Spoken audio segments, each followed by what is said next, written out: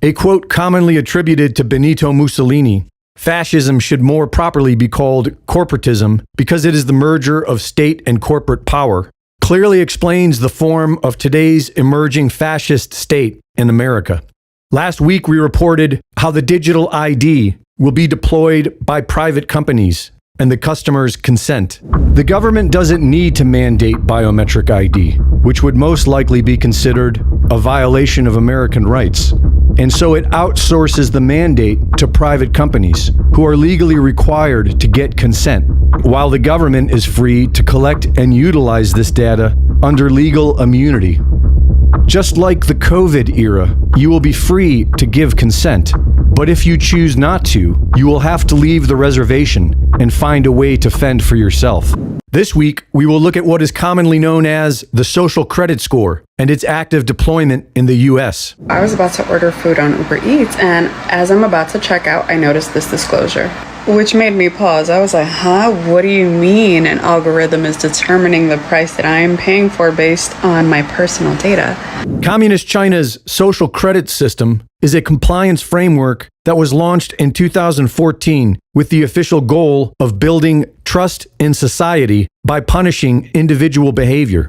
This system has allowed banks to shut off people's money and prevent them from traveling or leaving their neighborhood. It allows the Communist Chinese government the ability to condition people's behavior on an individual basis, and it is now being deployed in the United States. Here, it is being called algorithmic pricing and uses automated computer programs to dynamically set the price of goods and services in real time and on an individual basis. The algorithms are based on large amounts of data, including customer behavior, and can charge one individual more than another for the same product based on their willingness to pay and all of their personal data. Wherever you live in the US, you are likely being subjected to this social credit score system right now. But the only way you would know is if you reside in the state of New York. On November 10th, 2025, New York's Algorithmic Pricing Disclosure Act was launched. The Southern District of New York upheld the act as constitutional because it compels private corporations to notify you that you are being charged based on personalized algorithmic pricing, which the courts define as dynamic pricing set by an algorithm that uses personal data. Personal data is defined as any data that identifies or could reasonably be linked directly or indirectly with a specific consumer or device. And the law does not consider whether that data was voluntarily provided or not, which means that every aspect of your life can be used to determine what a company charges you for their service. New York's Algorithmic Pricing Disclosure Act is the first of its kind, and we can expect to soon see the same in all 50 states. But one thing is for certain: the social credit score is now a real thing in America, and it's a safe bet that the carbon tax isn't far away. An AI-run cryptocurrency economy is the only solution being pursued by the United States government and the big banks, who see it as the only way to save America from its crippling debt and claim victory in the artificial intelligence arms race. In AI 2027, what we depict happening is special economic zones with zero red tape. The government basically intervenes to help this whole thing go faster. Because the promise of gains is so large that even though there are protesters massed outside these special economic zones who are about to lose their jobs as plumbers and be dependent on a universal basic income, the promise of, trillions of more in wealth is too alluring for governments to pass up. That's what we guess. But of course, the future is hard to predict. But yes. Part of the reason why we predict that is that we think that at least at that stage, the arms race will still be continuing between the US and other countries, most notably China. Right. And so if you imagine yourself in the position of the president, and the super intelligences are giving you these wonderful forecasts with amazing research and data backing them up, showing how they think they could, transform the economy in 1 year if you did X, Y, and Z. But if you don't do anything, it'll take them 10 years because of all the regulations. Meanwhile, China, it's pretty clear that the president would be very sympathetic to that argument, Greg Reese reporting.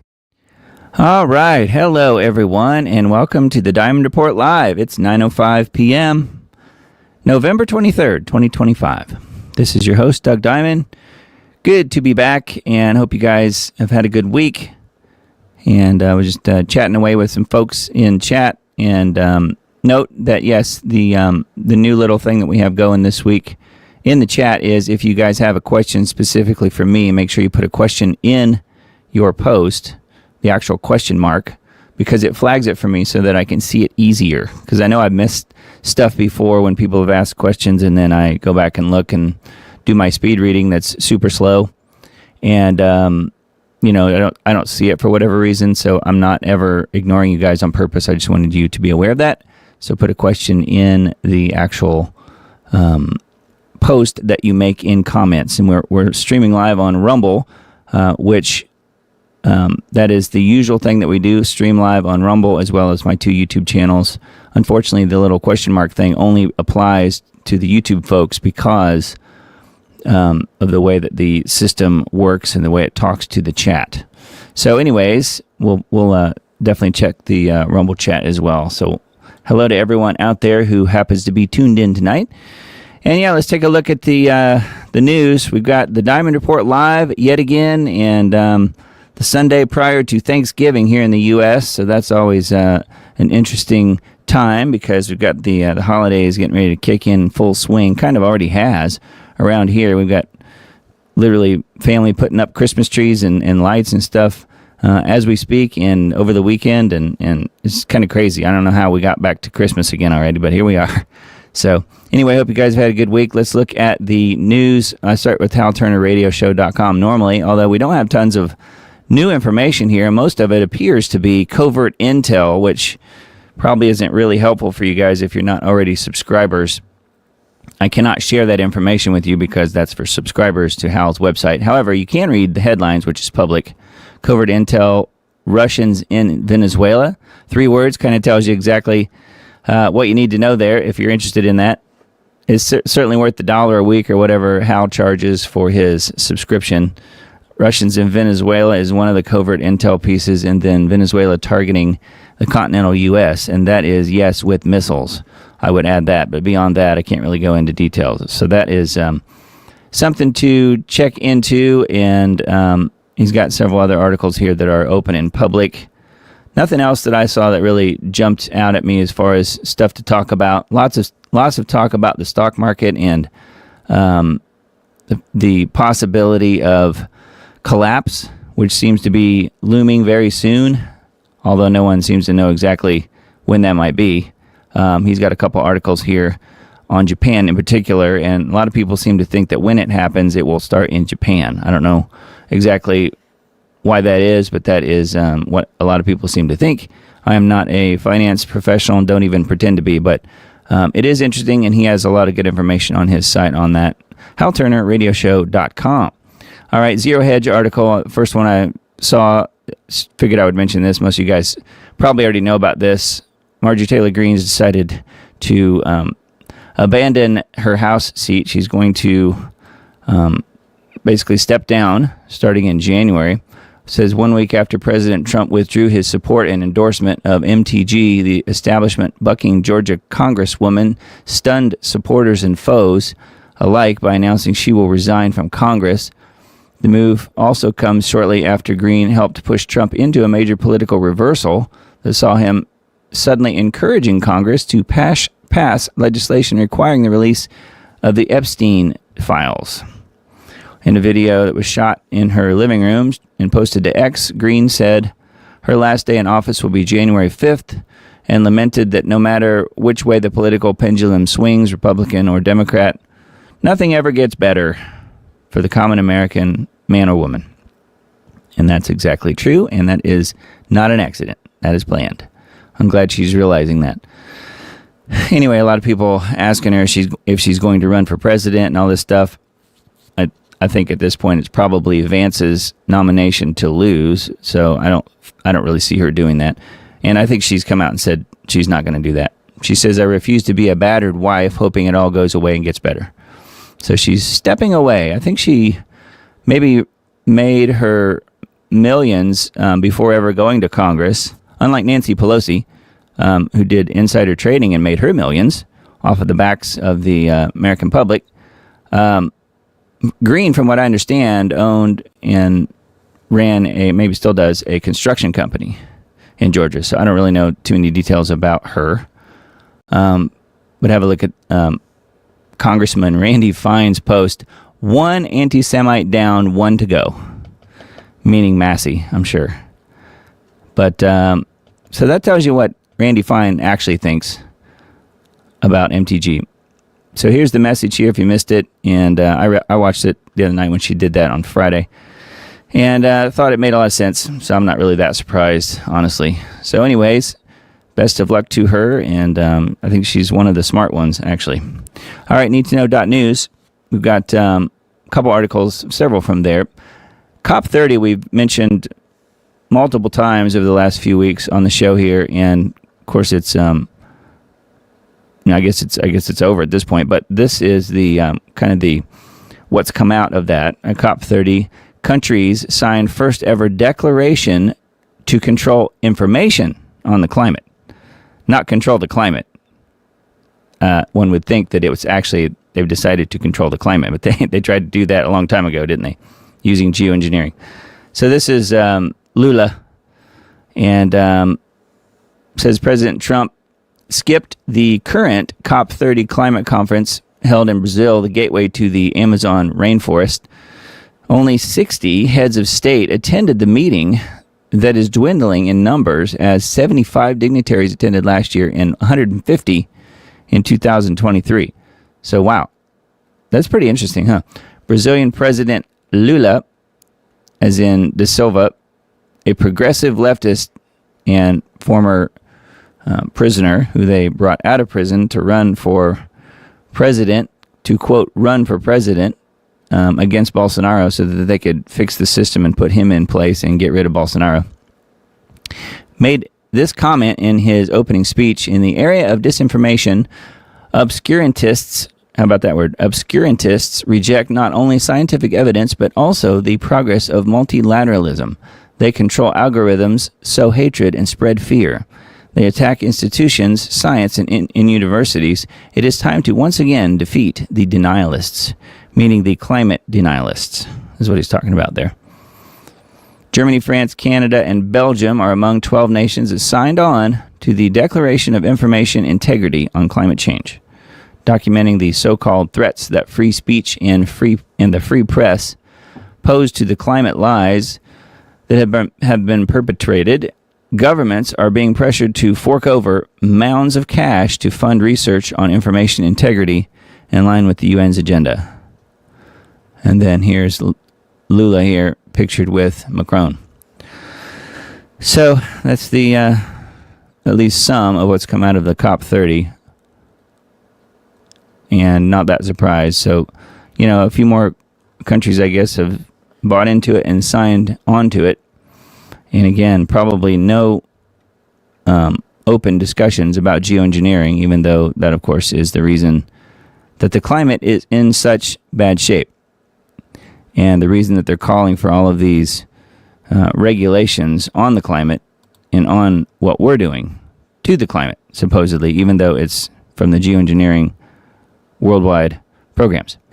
So anyway, pretty interesting. That's a G. Edward Griffin article. Next one, Democrat Congresswoman received orders from Epstein during a congressional hearing. I don't know if you guys knew about this or saw it, but yeah, they're time-stamped text messages that coincide with her time during this hearing. So it says Epstein was texting in real time questions to U.S. Representative Stacey Plaskett, Democrat, during the 2019 Michael Cohen congressional hearing, effectively coaching a sitting member of Congress as she interrogated Trump's former lawyer, who is testifying against President Trump. Li Fang wrote, missing context in the story is the fact that the delegate, Stacey Plaskett, previously served in the Virgin Islands government in a role helping give Epstein tax carve-outs, then worked for Epstein's fixer on the island before getting elected to Congress. So it sounds like they're keeping it all in the family with old Stacey Plaskett here, and that she'd been working for Epstein all along. Yes, she's receiving texts in real time as the hearing was going down. Jeffrey Epstein was texting real-time questions to Plaskett during the Michael Cohen congressional hearing in 2019, effectively coaching a sitting member of Congress as she interrogated Trump's former lawyer, who was testifying against Trump. This bombshell exposes deep political ties to Epstein that previously acknowledged, undermining Plaskett's past denials and shining a harsh spotlight on the Virgin Islands representative's long-standing political protection of Epstein. Yeah, that's what we're saying here. Critics argue that these revelations reveal why so many powerful institutions fought to keep Epstein's communications hidden and why this story is getting far less media coverage than it deserves. Yes, that's because they're keeping it quiet because he and the intel agencies are the ones that run the news cycle, aren't they? Or at least, I don't know if he's still around, but certainly they are. Jimmy Dore said that Stacey Plaskett ripped into journalists Michael Schellenberger and Matt Taibbi, and she even threatened them with prosecution. The journalists were finding out truth about the censorship from the Biden White House over the Hunter Biden laptop, COVID, the vaxes, and everything else. For decades, Epstein owned 2 private islands in the U.S. Virgin Islands, Little St. James and Great St. James, which prosecutors later described as central hubs of his sex trafficking operations. Plaskett previously faced scrutiny over donations she got from Epstein. I wonder why. And I think it's sort of becoming clearer, isn't it, why she got those donations. All right, I don't know if you guys have been keeping up with what Candace has been putting out on her, at least on her YouTube channel in the last week or so. It's been really interesting, and let's just say the Charlie Kirk investigation, if you want to know what's actually going on in the Charlie Kirk investigation, you'll have to watch Candace, because you're not going to get anything out of the mainstream. You're not going to get anything out of the FBI.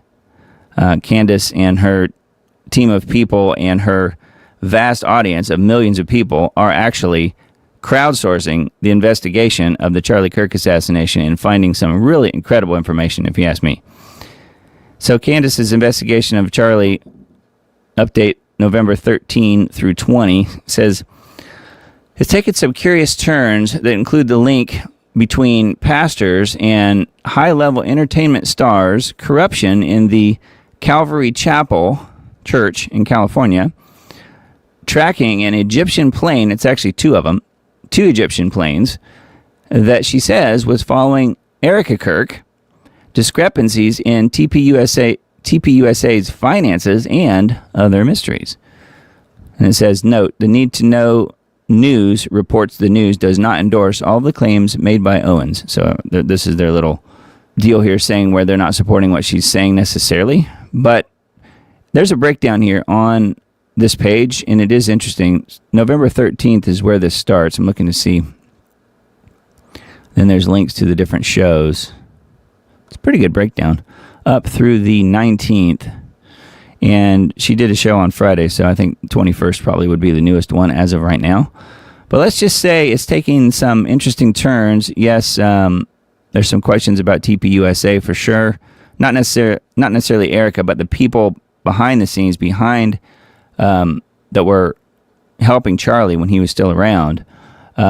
More those people, and then yes, there's some definite questions about an Egyptian military plane. I think it's 2 different planes, actually, according to her timeline that I've seen. And another interesting thing that she's been talking about is the connections, possibly, to the whole the Brigitte Macron story as well. So let me see if that is mentioned here in this. It says, on November 19th, Candace read a lengthy anonymous email linking the Egyptian military jet that was present at UVU on September 10th, which is the day that Charlie was shot, to a government office in Wilmington, Delaware, that is shared by 3 federal agencies. And the address is listed there.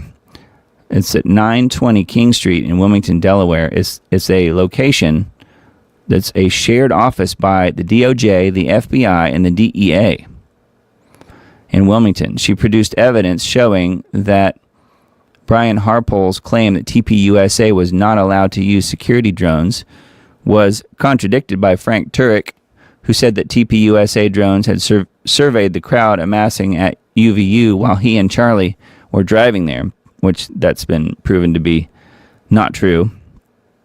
She also posted a list of what she's calling TPUSA verified lies. So here's a list of them here, just 11. It's becoming a pretty long list of TPUSA verified lies. November 20th, Candace told a chilling story about how she believes that she is a target for assassination due to her reporting on Brigitte Macron, whom she alleges is a biological male. We've talked about that on this show many times, actually. She said that both she and Tucker were warned that they are in danger for reporting on Israel. She also revealed the video footage from the police station of Tyler Robinson, the accused shooter, who is said to have been escorted by his father when he turned himself into police, has gone missing. She questions if Tyler Robinson even exists. Yeah, she was saying that, it's possible. We don't know. Is Tyler Robinson a figment of AI? We don't know. She links several other pieces of evidence to the case. So, yes, it's sort of all coming together in one way or another. And she does provide the receipts, as people like to say these days. She does provide some pretty darn good evidence in what she's talking about. She's not just randomly throwing stuff out there hoping it sticks. So I would advise, if you guys are interested in the whole Charlie Kirk thing and finding out some pretty interesting information, whether or not it turns out to be 100% true or not, I don't know, but it sure seems like it to me at this point.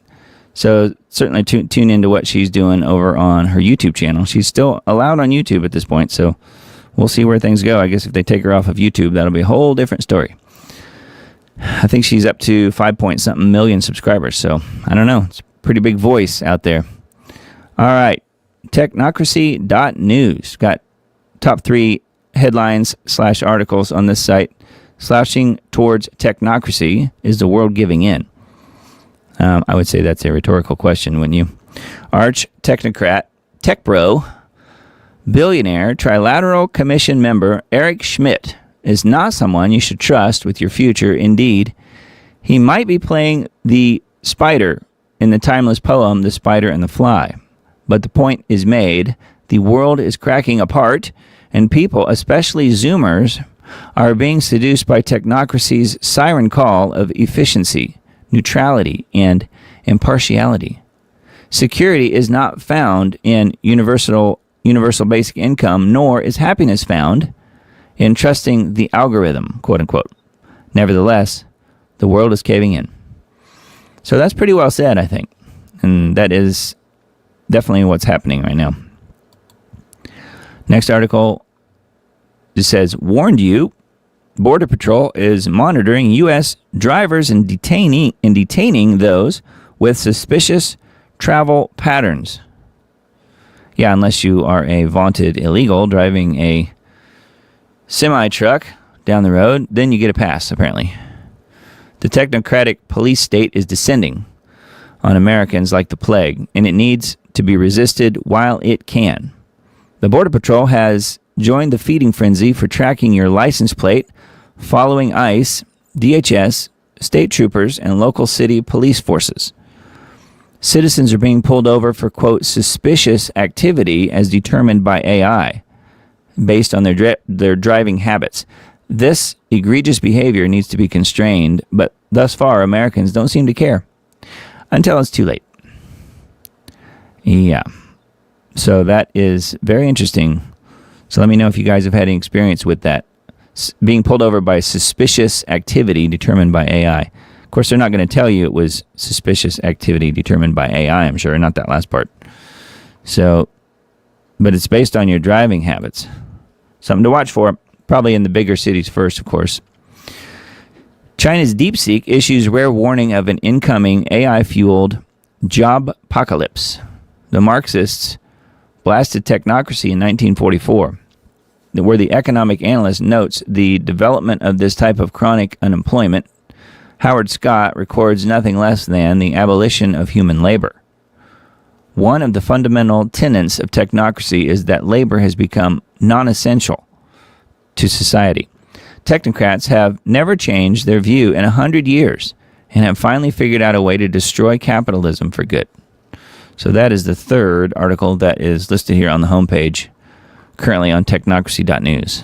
Pretty good site, so feel free to check that out. They will put some of the, I guess probably all three of those articles behind a paywall at some point, so if those interest you, you might want to look at them pretty soon, just because I don't really know the timeline on those.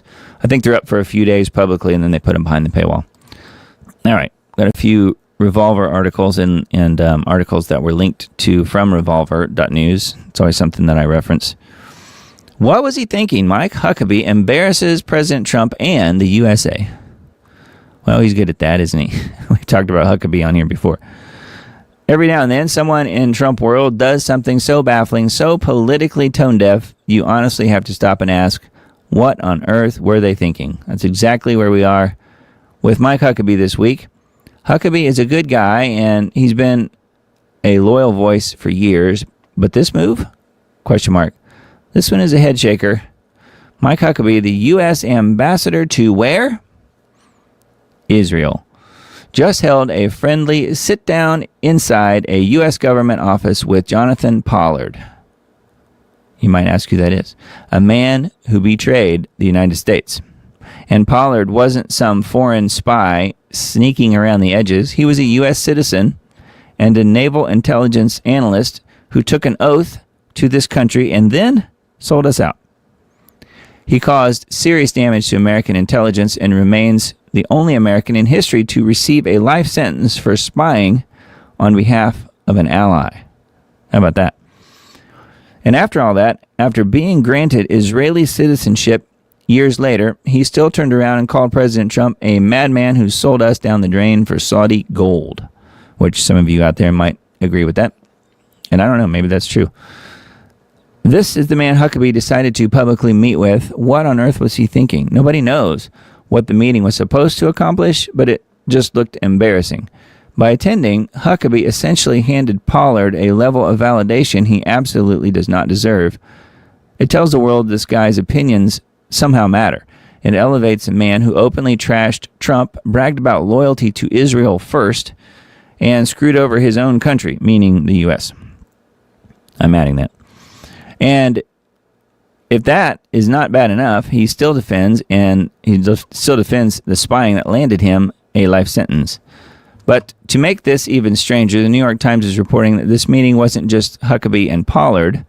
Mark Levin's stepson, David Milstein, was also involved. Milstein is a senior figure at the U.S. Embassy in Jerusalem, and Levin has been one of the most radical and aggressive voices pushing the Israel First line inside of MAGA. So the fact that his stepson helped facilitate an off-the-record meeting with Jonathan Pollard, of all people, raises some very serious eyebrows. Nobody knows how deep Milstein's role goes, but the optics are awful. Yes, Milstein, who is the stepson of Mark Levin, who is a Israel Firster guy on, I don't know, he's not on Fox News, I don't think. He's just a guy on the radio, as far as I know. Not a vaunted podcaster. Now, he has a decent-sized audience. I think he was connected with Rush Limbaugh at some point years ago. I'm not sure if he's an attorney or what, but yeah, he is quite the Israel Firster, like a number of different people. Anyway, David Milstein is his stepson. He was there as well. Anyway, not good news, but not that surprising either. It is Huckabee we're talking about, which I don't think Huckabee's a bad guy. I'm just saying that was a really bad decision. And yes, I think he does tend to put Israel above the U.S., even Huckabee, I'm saying. Not good. All right, and then one more from Revolver. Lunatic says, Portland Elementary School principal compares ICE arrests to the Holocaust and George Floyd, because that's one and the same, apparently. The Holocaust and George Floyd. Wouldn't that be anti-Semitic to suggest that? New principal of Echo Shaw Elementary outside of Portland, Oregon, compares ICE doing their job to the Holocaust and to George Floyd's death. I felt like I was watching a George Floyd video. George Floyd is my friend, quote unquote. You cannot make this up. This is who's teaching your kids, parents. Let's light up the next school board meeting, it says. So yeah, then there's, I guess, a video clip embedded here. new principal of Echo Shaw Elementary outside of Portland, Oregon, compares ICE doing their job to the Holocaust and George Floyd's death. Yeah. Thought that was kind of a silly one. All right, and then a LifeZet article, funding bombshell report. Soros network bankrolled anti-Kennedy, as in Robert Kennedy Jr., disinformation dozen. Newly disclosed $250,000 grant from the Open Society Foundations has revealed previously unknown financial support for the Center for Countering Digital Hate, which flip that around, because whatever their name is, they do exactly the opposite of what their name says. The Center for Countering Digital Hate, the organization that authored the 2021 Disinformation Dozen report targeting Robert F. Kennedy Jr. and other VAXX critics. The Washington Free Beacon first reported the grant on Monday, identifying it on the Open Society Foundation's website as, quote, general support. The foundation was created and funded by George Soros and is now led by his wacky son, Alex, who we've got a little bit of news on. We'll mention that here in a little while. The disclosure provides rare insight into the non-governmental organization's finances. Yeah, I bet. According to the Free Beacon, the Center for Countering Digital Hate does not voluntarily disclose its donors. Sayer G., chairman of Global Wellness Forum and founder of GreenMed Info, wrote on his Substack that the Soros-linked support represents only one small portion of a web of 20-plus funders, pass-throughs, hidden trusts, foreign billionaires, and U.S. and U.K. political operatives that support the group. The Center for Countering Digital Hate's 2021 Disinformation Dozen report was cited across major media outlets as the basis for labeling Kennedy and other vaccine skeptics as major sources of online COVID-19 misinformation. How about that? So, big shocker, George Soros helped to bankroll the information that was put out about the Disinformation Dozen. Yes. I know you're shocked. Imagine my shock. And then this one actually was a little bit of a shock. The CDC this week has come out and said that VAXXs may cause autism. How about that? They might. We just don't know yet. The Center for Disease Control and Prevention now says, which I call the CDC the Center for Disease Creation, now says that it's possible that VAXXs cause autism. I'm saying it slowly so that the algorithm doesn't know exactly what I'm saying. In a reversal of his previous stance. How about that? The claim, quote, vaccines do not cause autism is not an evidence-based claim because studies have not ruled out the possibility that infant vaccines cause autism. Now, that is a direct quote from this article and a direct quote from the CDC in a November 19th update to its website. Studies support a link that had been ignored by health authorities. Yes, and Big Pharma, because that's where they make their money, isn't it? The CDC cited a 2006 paper that analyzed surveys of parents with children who have autism and found many parents believed that VAXXs caused the disorder, which has symptoms including difficulty communicating. Yes, and it's much, much, much deeper than that, isn't it?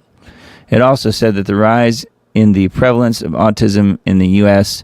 correlates with the increase in the number of vaccines given to young children. And conspiracy theorists have been saying that for literally decades. Now being proven right exactly just with one sentence or two by the CDC. Do you think that'll matter? Probably not. We'll still get banned for it.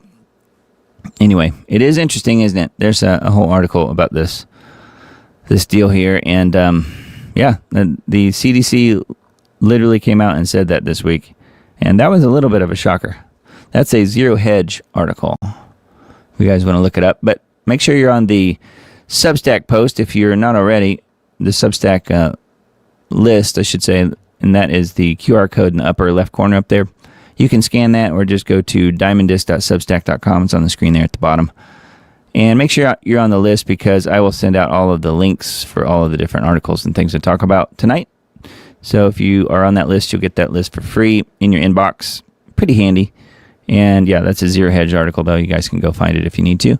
Comer puts Bill and Hillary on notice, arrests on the table over the Epstein testimony. You guys believe that one? House Oversight Committee Chair Representative James Comer said the panel still expects testimony from Bill and Hillary after their previously scheduled depositions in the Epstein investigations were postponed in October. The remarks came during an interview on Just the News, No Noise television program where Comer outlined the status of outstanding subpoenas and ongoing efforts to secure testimony. The committee announced in August that it would subpoena multiple individuals connected to the Epstein matter. Hillary Clinton was initially scheduled to appear on October 9th, followed by Bill Clinton on October 14th. I remember that. I remember mentioning that on the show. Both dates passed without testimony, with the committee stating at the time that it was working to coordinate schedules. No new dates have been announced, and they never will. We expect to hear from Bill and Hillary, Comer said during the interview. He noted that President Trump has answered questions publicly for years regarding Epstein and said the committee has examined figures from both parties. We have subpoenaed Republicans and Democrats, he said. Comer said the Clintons remain the only individuals in the inquiry who have not responded to questions outside of friendly media environments. They're the one group in this investigation that's never had to answer questions in front of a credible reporter, and they've never certainly answered questions from attorneys or members of Congress. Yes, Bill Clinton was the number one person who flew the most on the Lolita Express. Number one passenger. And there's a reason for that, isn't there? He didn't just like flying. Comer added that failure to comply with subpoenas could result in consequences similar to those faced by Steve Bannon and Peter Navarro, who were prosecuted after declining to appear before Congress when Democrats controlled the House. So we expect the Clintons to come in, or I expect the Clintons to be met with the same fate that Bannon or Navarro were met with when Democrats were in control, he said. Yeah, right.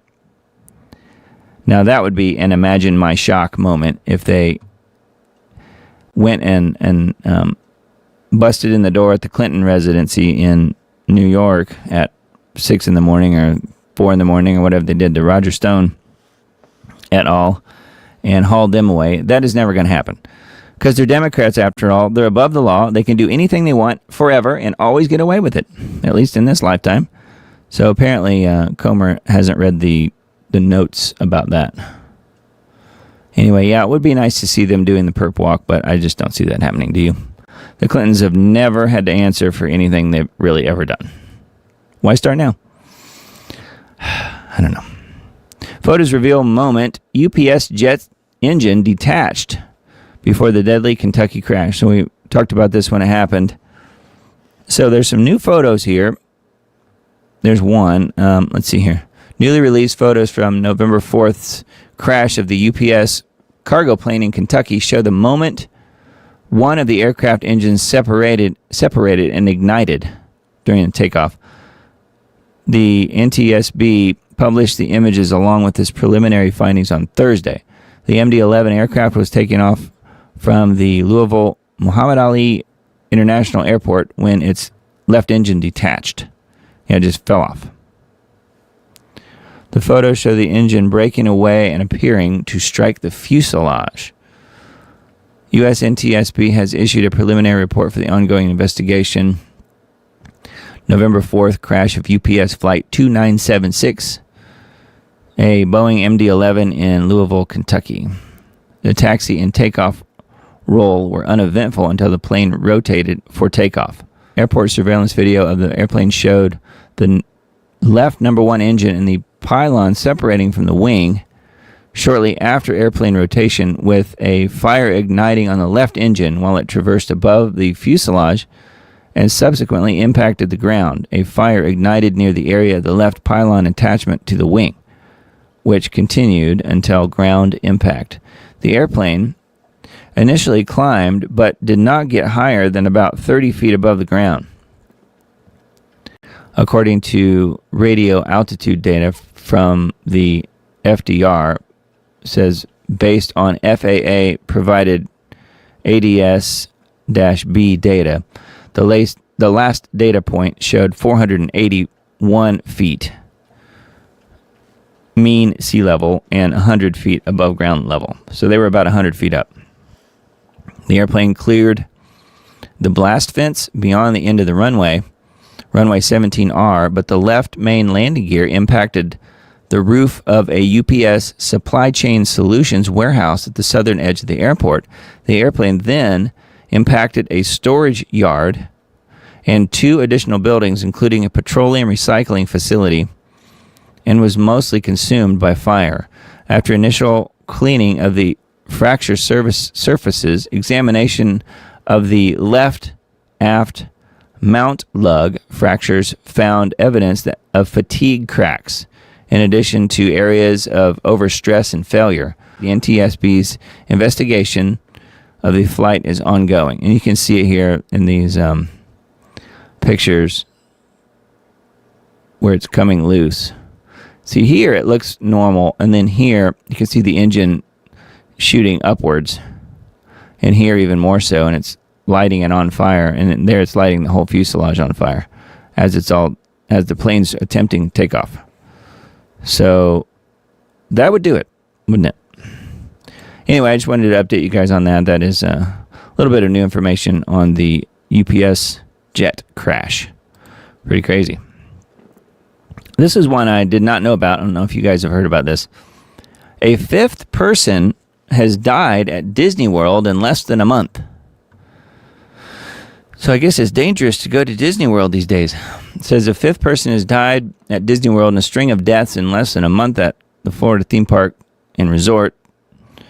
The unidentified guest was reportedly pronounced dead at Disney's Saratoga Springs Resort and Spa near Disney Springs on November 8th. The Orange County Medical Examiner's Office confirmed on Wednesday.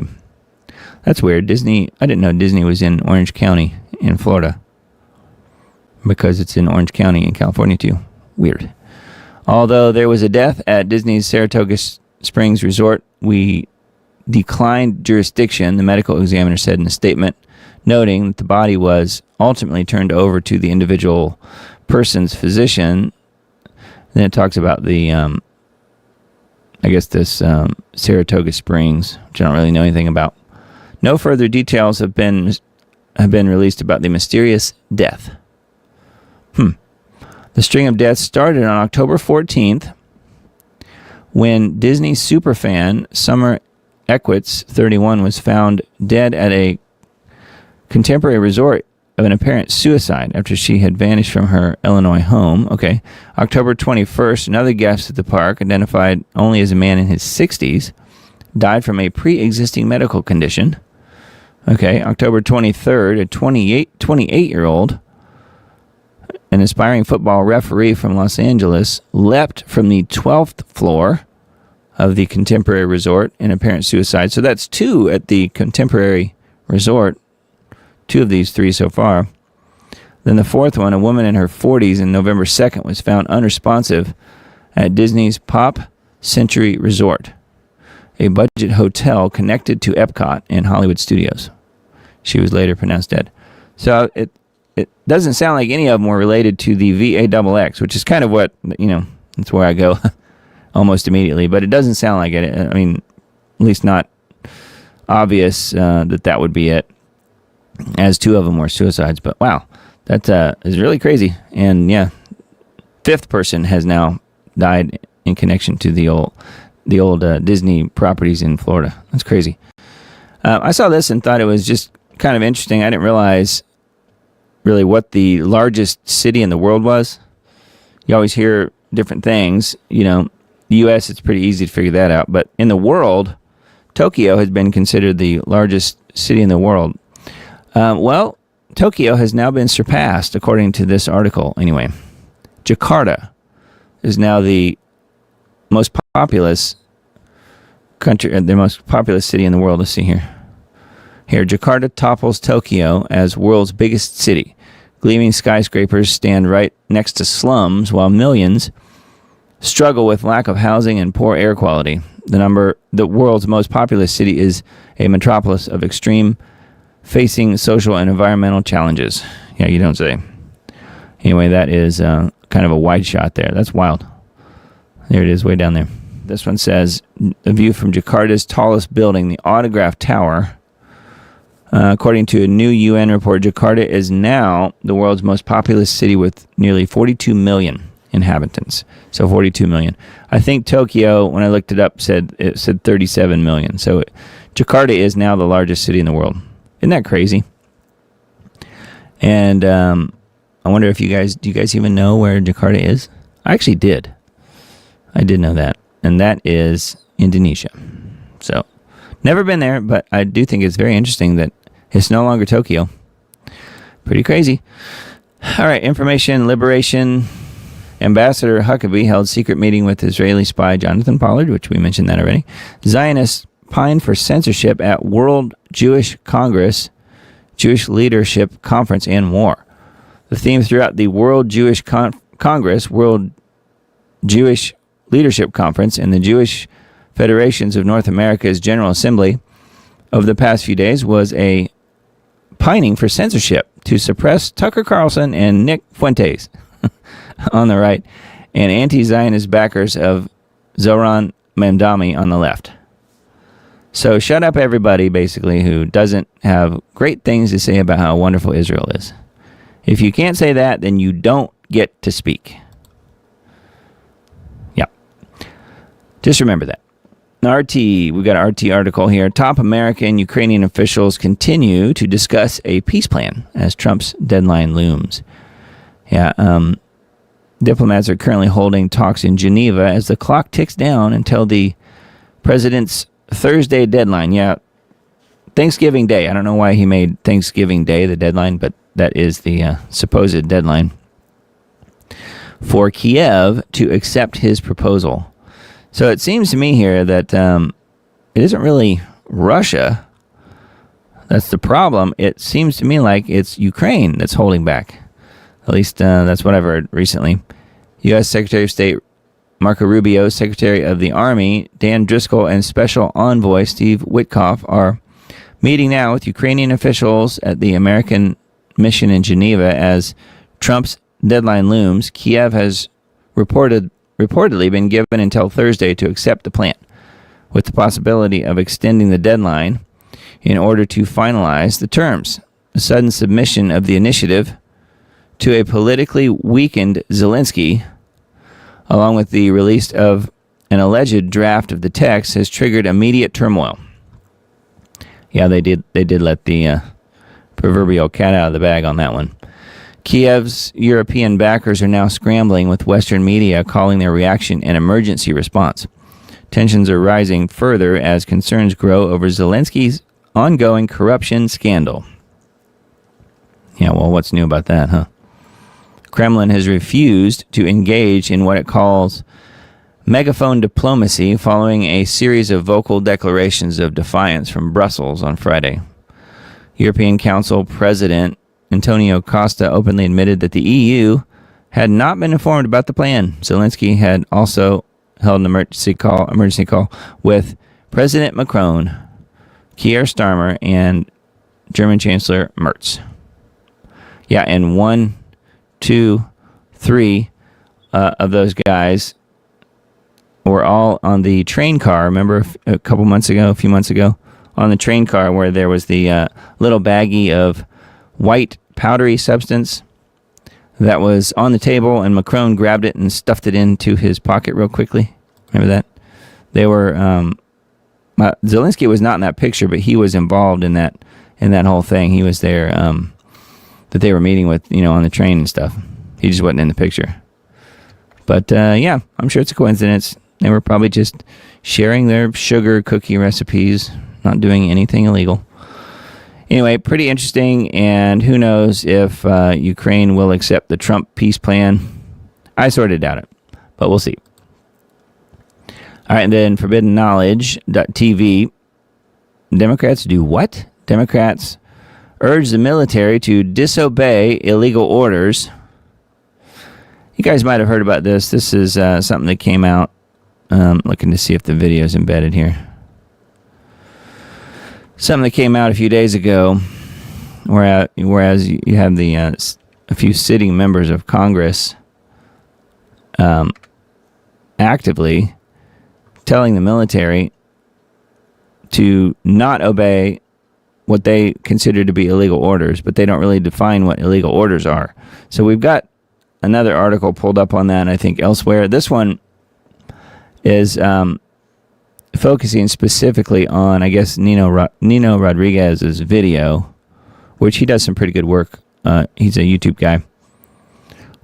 Juan07 joins the Nino podcast with leading Democrat officials who are former military and intelligence, urging the military to, quote, disobey illegal orders. Yeah, but they can't point to a single illegal order that Trump has given them. So that's a little problem, I would think. So sedition is the word being thrown around a lot here, that these people are guilty of sedition. So this is, I guess, a word-for-word back and forth on this Nino Rodriguez video here. So you guys can watch that if you're interested. But, yeah, it's interesting. And Trump got in some hot water for immediately calling for them to be hung, which that's not going to help anything there, Trump. But, he does that kind of stuff, and then people react, and then they assume that he's serious, and then he has to come out later and say, no, I didn't mean we actually need to kill them. So he kind of walked that back a little bit and said, no, he didn't think they really needed to be hung. But I know of a few people out there who really jumped on the bandwagon saying that Trump was going to be removed from office based on this and so forth. And I'm like, no, I don't think so. People don't really believe Trump is serious about this kind of stuff. I certainly didn't take him seriously. And the people even that were actively engaged in this, I don't think actually take him that seriously either. So from what I can tell.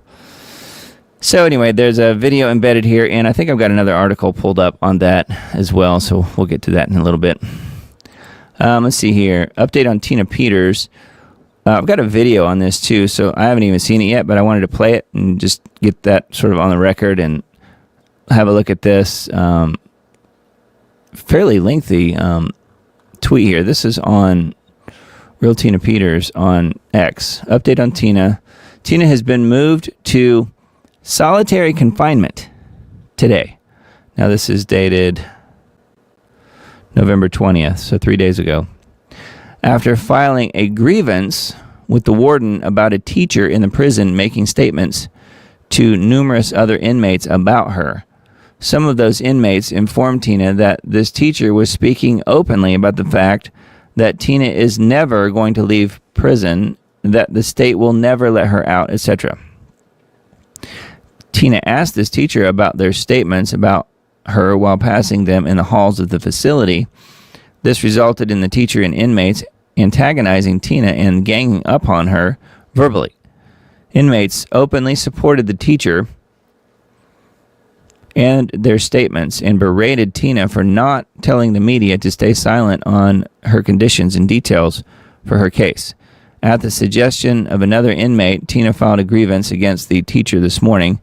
Tina was then brought to medical for a physical evaluation consisting of a strip search, a meeting with mental health, followed by the manager of mental health in that facility, and then made to wait for several hours. Tina was then informed that she would be moved to solitary confinement due to an investigation involving internal affairs.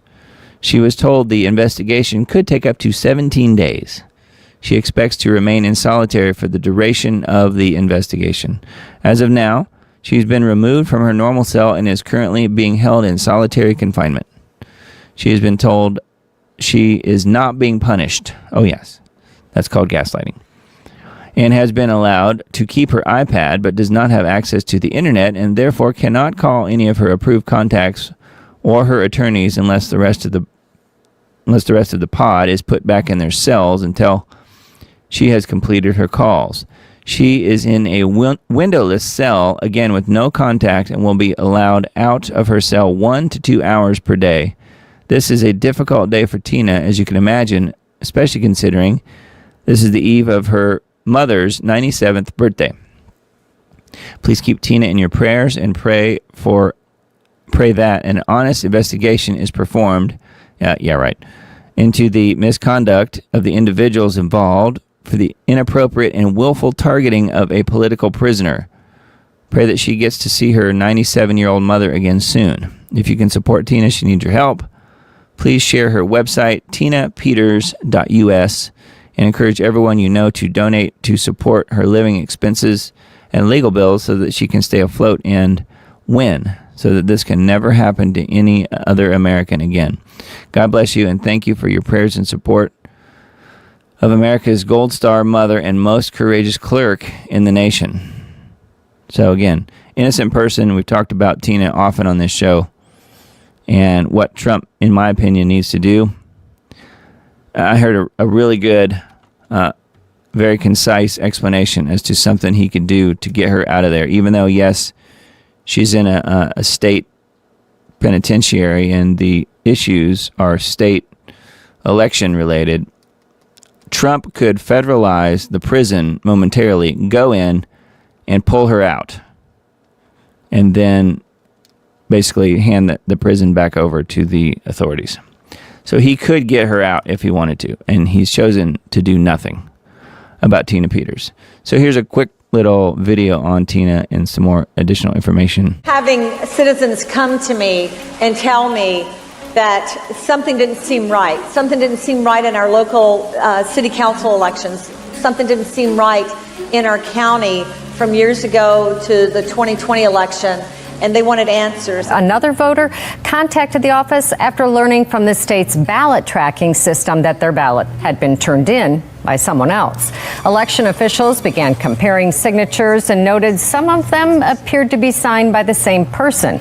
They launched an investigation, but not before 3 of the stolen ballots had already been counted. Those ballots cannot be retrieved, and the votes will count, but the 3 voters will receive new ballots. This shows the resiliency of our process here in Colorado, that if somebody tries to do nefarious things, it will be discovered through our processes. And I said, you know what? If there's a there, we'll find it.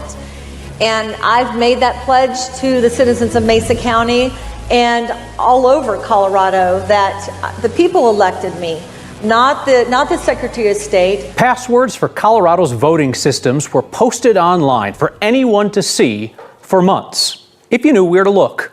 Democratic Secretary of State Jenna Griswold's office apparently posted them online by accident. Griswold's office found out last Thursday and had not told the county clerks who actually run elections. Then the Colorado Republican Party went public today, demanding that Griswold secure those voting machines. And it sounds like what you're saying is the only people investigating the actions of your office are your office, unless I'm mistaken. Is there an outside agency that is investigating what happened in your office? We unfortunately had a civil servant upload a spreadsheet with some passwords to voting equipment. That is not the passwords needed to access the voting equipment. You need 2 sets of passwords. That is the full extent of it. We disclosed that immediately to federal agency CISA that has oversight of the nation's elections, and we've been working with them. Those BIOS passwords, 670 of them, from 63 counties out of the 64 counties in Colorado, have been on the public website for the Secretary of State, which means they were out there for anybody to grab. She should be locked up, and they should throw away the key and let me loose. Yeah, we need a prisoner swap. Tina Peters, former Mesa County clerk in Colorado, was convicted in 2024 on 7 counts, including felony charges for allowing unauthorized imaging of Dominion voting machines in 2021. She argued that her actions were intended to preserve election records before a state-mandated software update that would have erased them. believing this was her duty to ensure transparency amid public concerns about the 2020 election. Peters acted without criminal intent and argued that the imaging did in fact reveal potential vulnerabilities in the voting system. She was then sentenced to 9 years in prison, a term that is clearly cruel and unusual and a violation of her Eighth Amendment rights, as her offense sought no personal gain. Federal prosecutors from the U.S. Department of Justice under the Trump administration filed a statement of interest in her federal habeas corpus petition expressing reasonable concerns about the state trial judge's repeated inflammatory remarks. You are no hero, you abused your position, and you're a charlatan who used and is still using your prior position in office to peddle a snake oil that's been proven to be junk time and time again.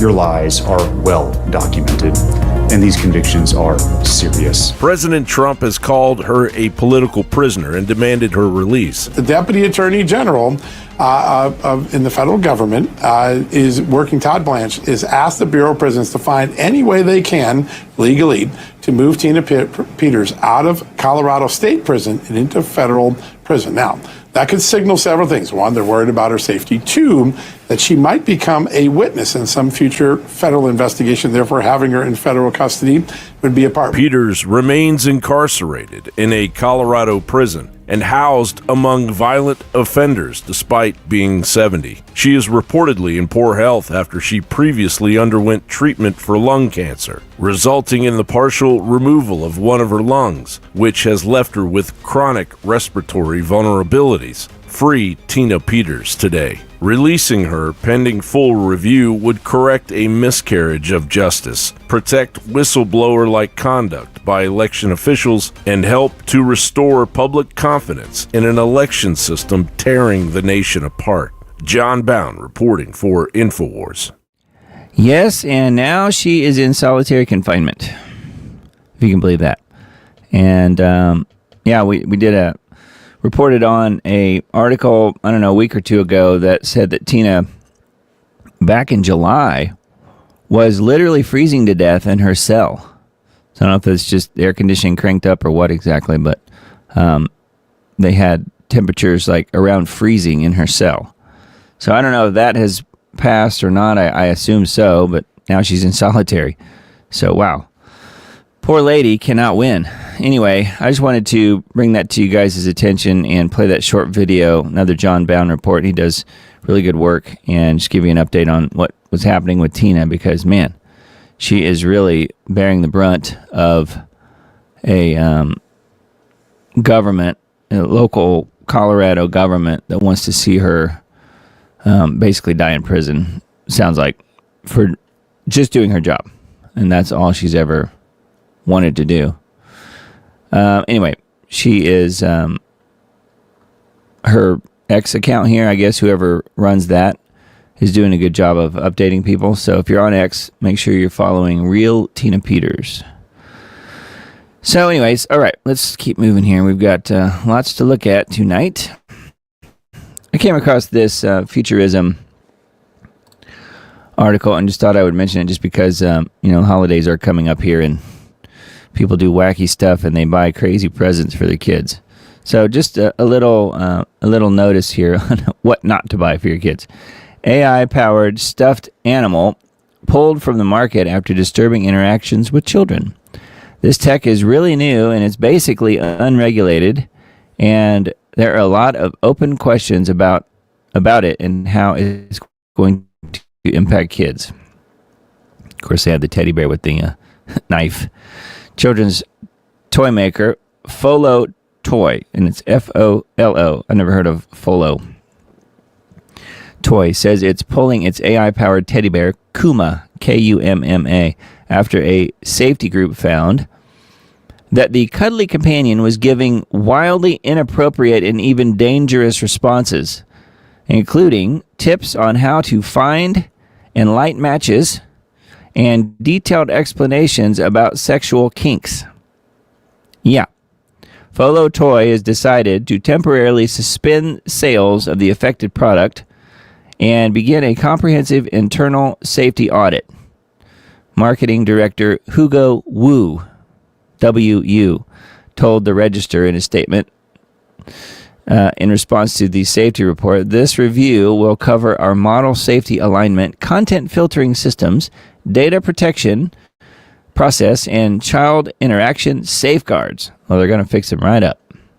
Folo Toy, Wu added, will work with outside experts to verify existing and new safety features in its AI-powered toys. We appreciate researchers pointing out potential risks, Wu said. It helps us improve. So it sounds like a Chinese company, I guess. I don't know. Anyway, yeah. So don't buy those AI-powered teddy bears for your kids this Christmas. That's not a good idea.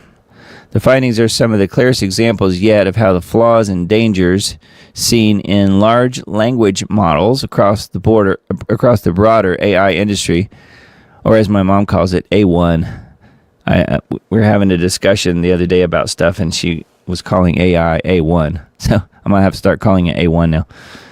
The broader AI industry may come to bear on small children. This summer, Mattel announced that it would be collaborating with OpenAI, think ChatGPT, on a new line of toys with the staggeringly popularity of chatbots like ChatGPT. We're continuing to hear reports of episodes of what experts are calling AI psychosis.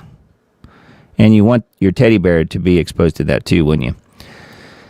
In which a bot's sycophantic responses reinforce a person's unhealthy or delusional thinking, inducing mental spirals and even breaks with reality.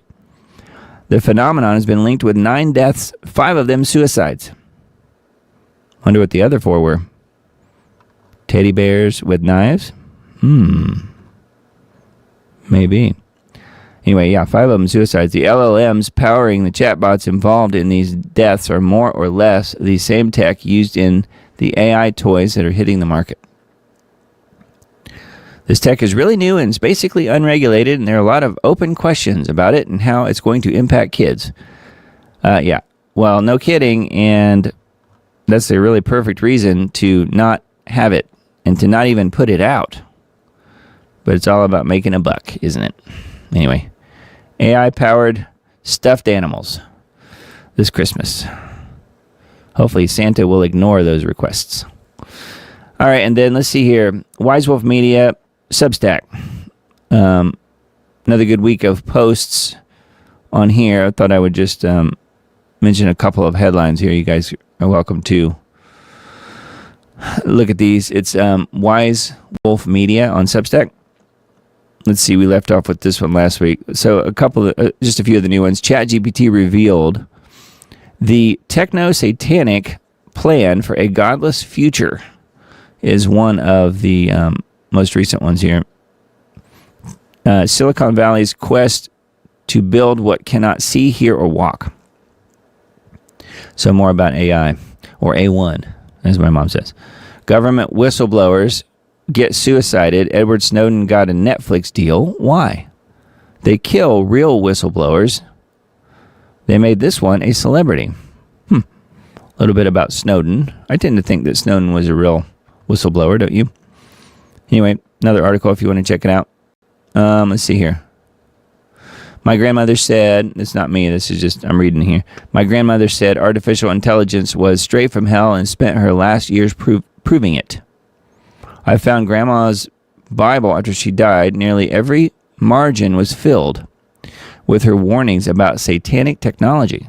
How about that? And let's see here. The preacher who made atheists cry. Why this old sermon still breaks the internet. A sermon so powerful the devil himself tried to erase it from history. Okay, I'm intrigued. I want to see what that is. Looking to see if there's any quick details I can tell you guys on this. Today I want to share one of the most powerful sermons I've ever heard. It's pure joy, pure truth, and pure Jesus. This is the kind of preaching that reminds you why you believe in the first place. Why you got down on your knees and gave your life to Christ. This is the good news that makes all those warnings worth it. The man preaching is Dr. S.M. Lockridge. And this sermon has been viewed millions of times online. People call it the greatest sermon ever preached in this generation, I'm not going to argue with them. Just read it, let it wash over you, let it remind you who Jesus really is. And it's called, That's My King, Do You Know Him? ? Looks like the whole thing is here. I just wanted to see if there was a recording of it, like an audio version. Here is some information about Dr. S.M. Lockridge from Texas. So I don't see an audio version of this, but, if you have a screen reader or whatever, probably could read it for you. But, it's all on this page here if you guys want to check it out. I will be looking at that myself. So, yes, that is a Wise Wolf Media post. All right, and then let's see, Daily Skeptic. Just one article from this site this week. Freedom of speech in the UK is under threat. U.S. Ambassador warns audience, including Deputy Prime Minister David Lammy. The U.S. Ambassador has warned David Lammy and others that free speech in the UK is under threat from heavy-handed government rules and rising violence. The Daily Mail has more, so there's more information on their site. So, not really a question there in my opinion. We've been talking about that pretty much every week on this show. Of course they're losing their freedom of speech. And who is it again that is the head of the UK? Who is that? What's his name? What's that guy's name? Yes, King Charles III. Soon to be biblical Antichrist. He knows what he's doing. So yes, freedom of speech is under threat in the UK. That is, to say the least. I think I've got one pulled up here. Let me look and see if it's this one, actually. We'll come back to it if it is. Yeah, okay, so just along those lines, I remembered pulling this up. UK police make 10,000 arrests over offensive online speech in a nation where 90% of crimes go unsolved. 90%. The real emergency seems to be someone being offensive online. Yeah, well, it depends on who you're offending. And of course, it's white liberals, but more importantly, the people running the government who are getting offended, not the people they're pretending to be protecting, which would be the vaunted illegals. Let's get something straight. If you're reading this from inside the United Kingdom and you've ever committed the heinous act of sarcasm on the internet, I commit that pretty much every minute or two. Better close the curtains. The police might be on their way, armed, possibly, with body cams and a warrant to seize your copy of the Complete Faulty Towers, just in case. Last year, British police arrested nearly 10,000 people for saying things online that someone somewhere decided was offensive. Yeah. According to data pried out of police forces by the Daily Mail, that's around 26 people a day. And yes, some of those probably were saying awful things, but many were not. Many were simply annoying. In the UK now, though, being annoying online is grounds for a knock at the door. The arrests were made under laws like the Communications Act 2003 and the Malicious Communications Act 1988, pieces of legislation drafted before TikTok even existed, when going viral still referred to the flu. These laws were originally written to stop actual threats, not to stop someone from tweeting something sarcastic about climate protesters. So I think I read this before, actually. I mentioned this, some of this information. I was looking to see where the original article was. Doesn't say. This is InfoWars piece here, but anyway, I remember some of those places in the article before. But yeah, they're arresting people like crazy over in the UK for their speech. Why wouldn't they? Anyway, the Daily Skeptic one was the start of that whole process as far as reporting tonight on that. But yeah, it's not looking good, and I don't think it's going to end anytime soon, do you? And then, let's see, Trump met with the Saudi Crown Prince in the last few days. Saudi Arabia's Crown Prince commits to increasing U.S. investment to nearly $1 trillion. After meeting with Trump, they are buddy-buddy, holding hands. Saudi Arabia's Crown Prince Mohammed bin Salman pledged to massively expand his country's investment in the United States, committing nearly $1 trillion to the American economy over the next year. Okay. The staggering investment is a dramatic show of confidence in President Trump's leadership and the strength of the U.S. market. The commitment came during bin Salman's high-profile Tuesday visit to the White House. Trump welcomed the Crown Prince with full ceremonial honors. It marks Riyadh's official return to the center of American geopolitical and economic partnership after years of strain under Biden. Fake President Biden. Yeah, the Saudis did not like Biden too much. The Saudi leader agreed to the massive investment after meeting with Trump. Trump initially announced that Saudi Arabia would invest, quote, at least $600 billion. The president noted that the number could rise. He says, you've agreed to invest $600 billion into the U.S., and because he's my friend, he might make it $1 trillion, but I'm going to have to work on him, Trump said. What it really means for everybody, what really counts is jobs, a lot of jobs. Minutes later, bin Salman confirmed the higher figure himself. So Trump twisted his arm, and here. It looks like he's twisting Trump's arm. But Trump talked him into it, I guess. So now it's $1 trillion. Now, I'm not sure exactly what it's going to be. Is it more data centers? Is that what we're doing? Let's hope not. Anyway, Trump greeted the Crown Prince on the South Lawn, flanked by uniformed service members. Stark contrast to the frosty relations between Riyadh and the Biden years. Saudi leaders were repeatedly snubbed and publicly criticized by the Biden administration. New investment packages expected to target U.S. manufacturing, energy, finance, and advanced technology sectors, with both leaders touting it as a major boost for job creation and economic growth. For Trump, the announcement is another high-profile validation of his America First economic agenda. For Saudi Arabia, it signals a strategic realignment back towards a strong partnership with Washington and away from the uncertainty and diplomatic hostility that was experienced under Biden.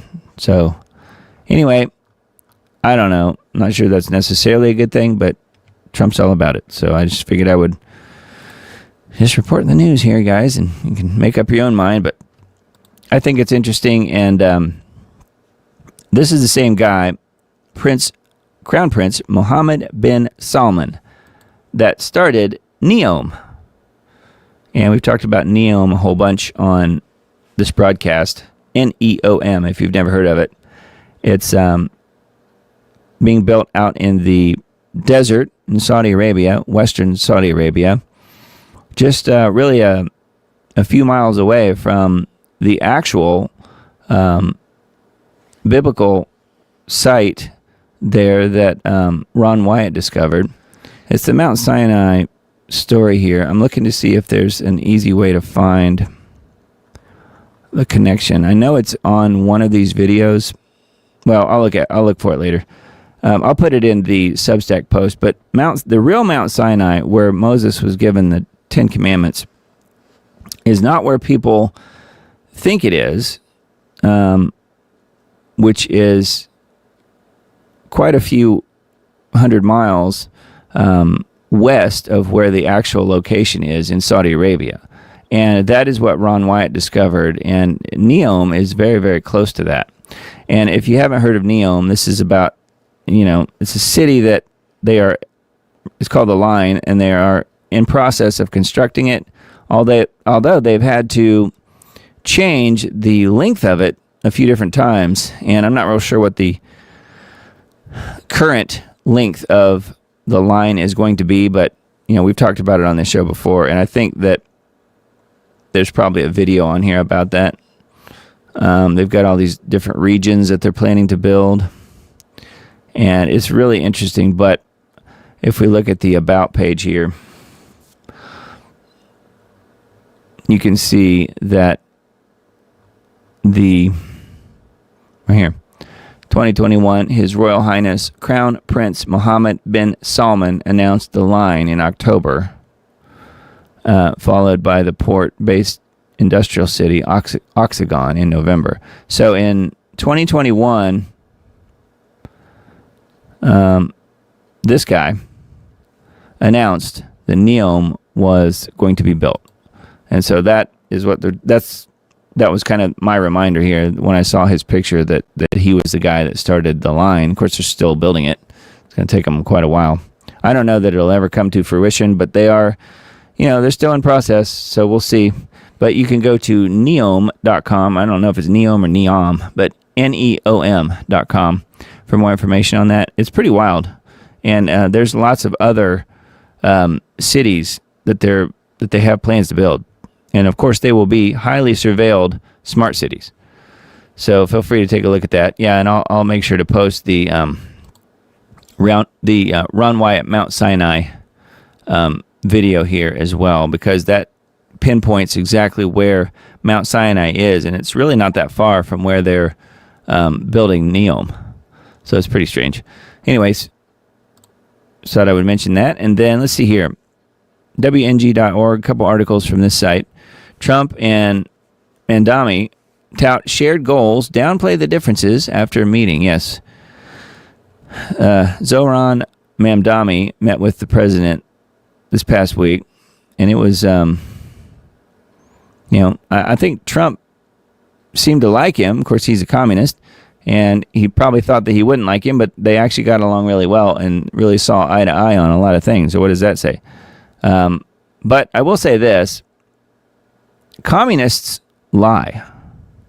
And I had a feeling really pretty much the whole time that everything that Mamdani was saying was a lie. But Trump bought into it. So we'll see what happens. It says Trump held what was described as a cordial and productive meeting on Friday afternoon with New York City Mayor-elect Zohran Mamdani. The pair addressed reporters in the Oval Office afterward and underscored their shared goal of lowering prices in New York City. Trump congratulated Mamdani on his win after campaigning as a democratic socialist and devout Muslim.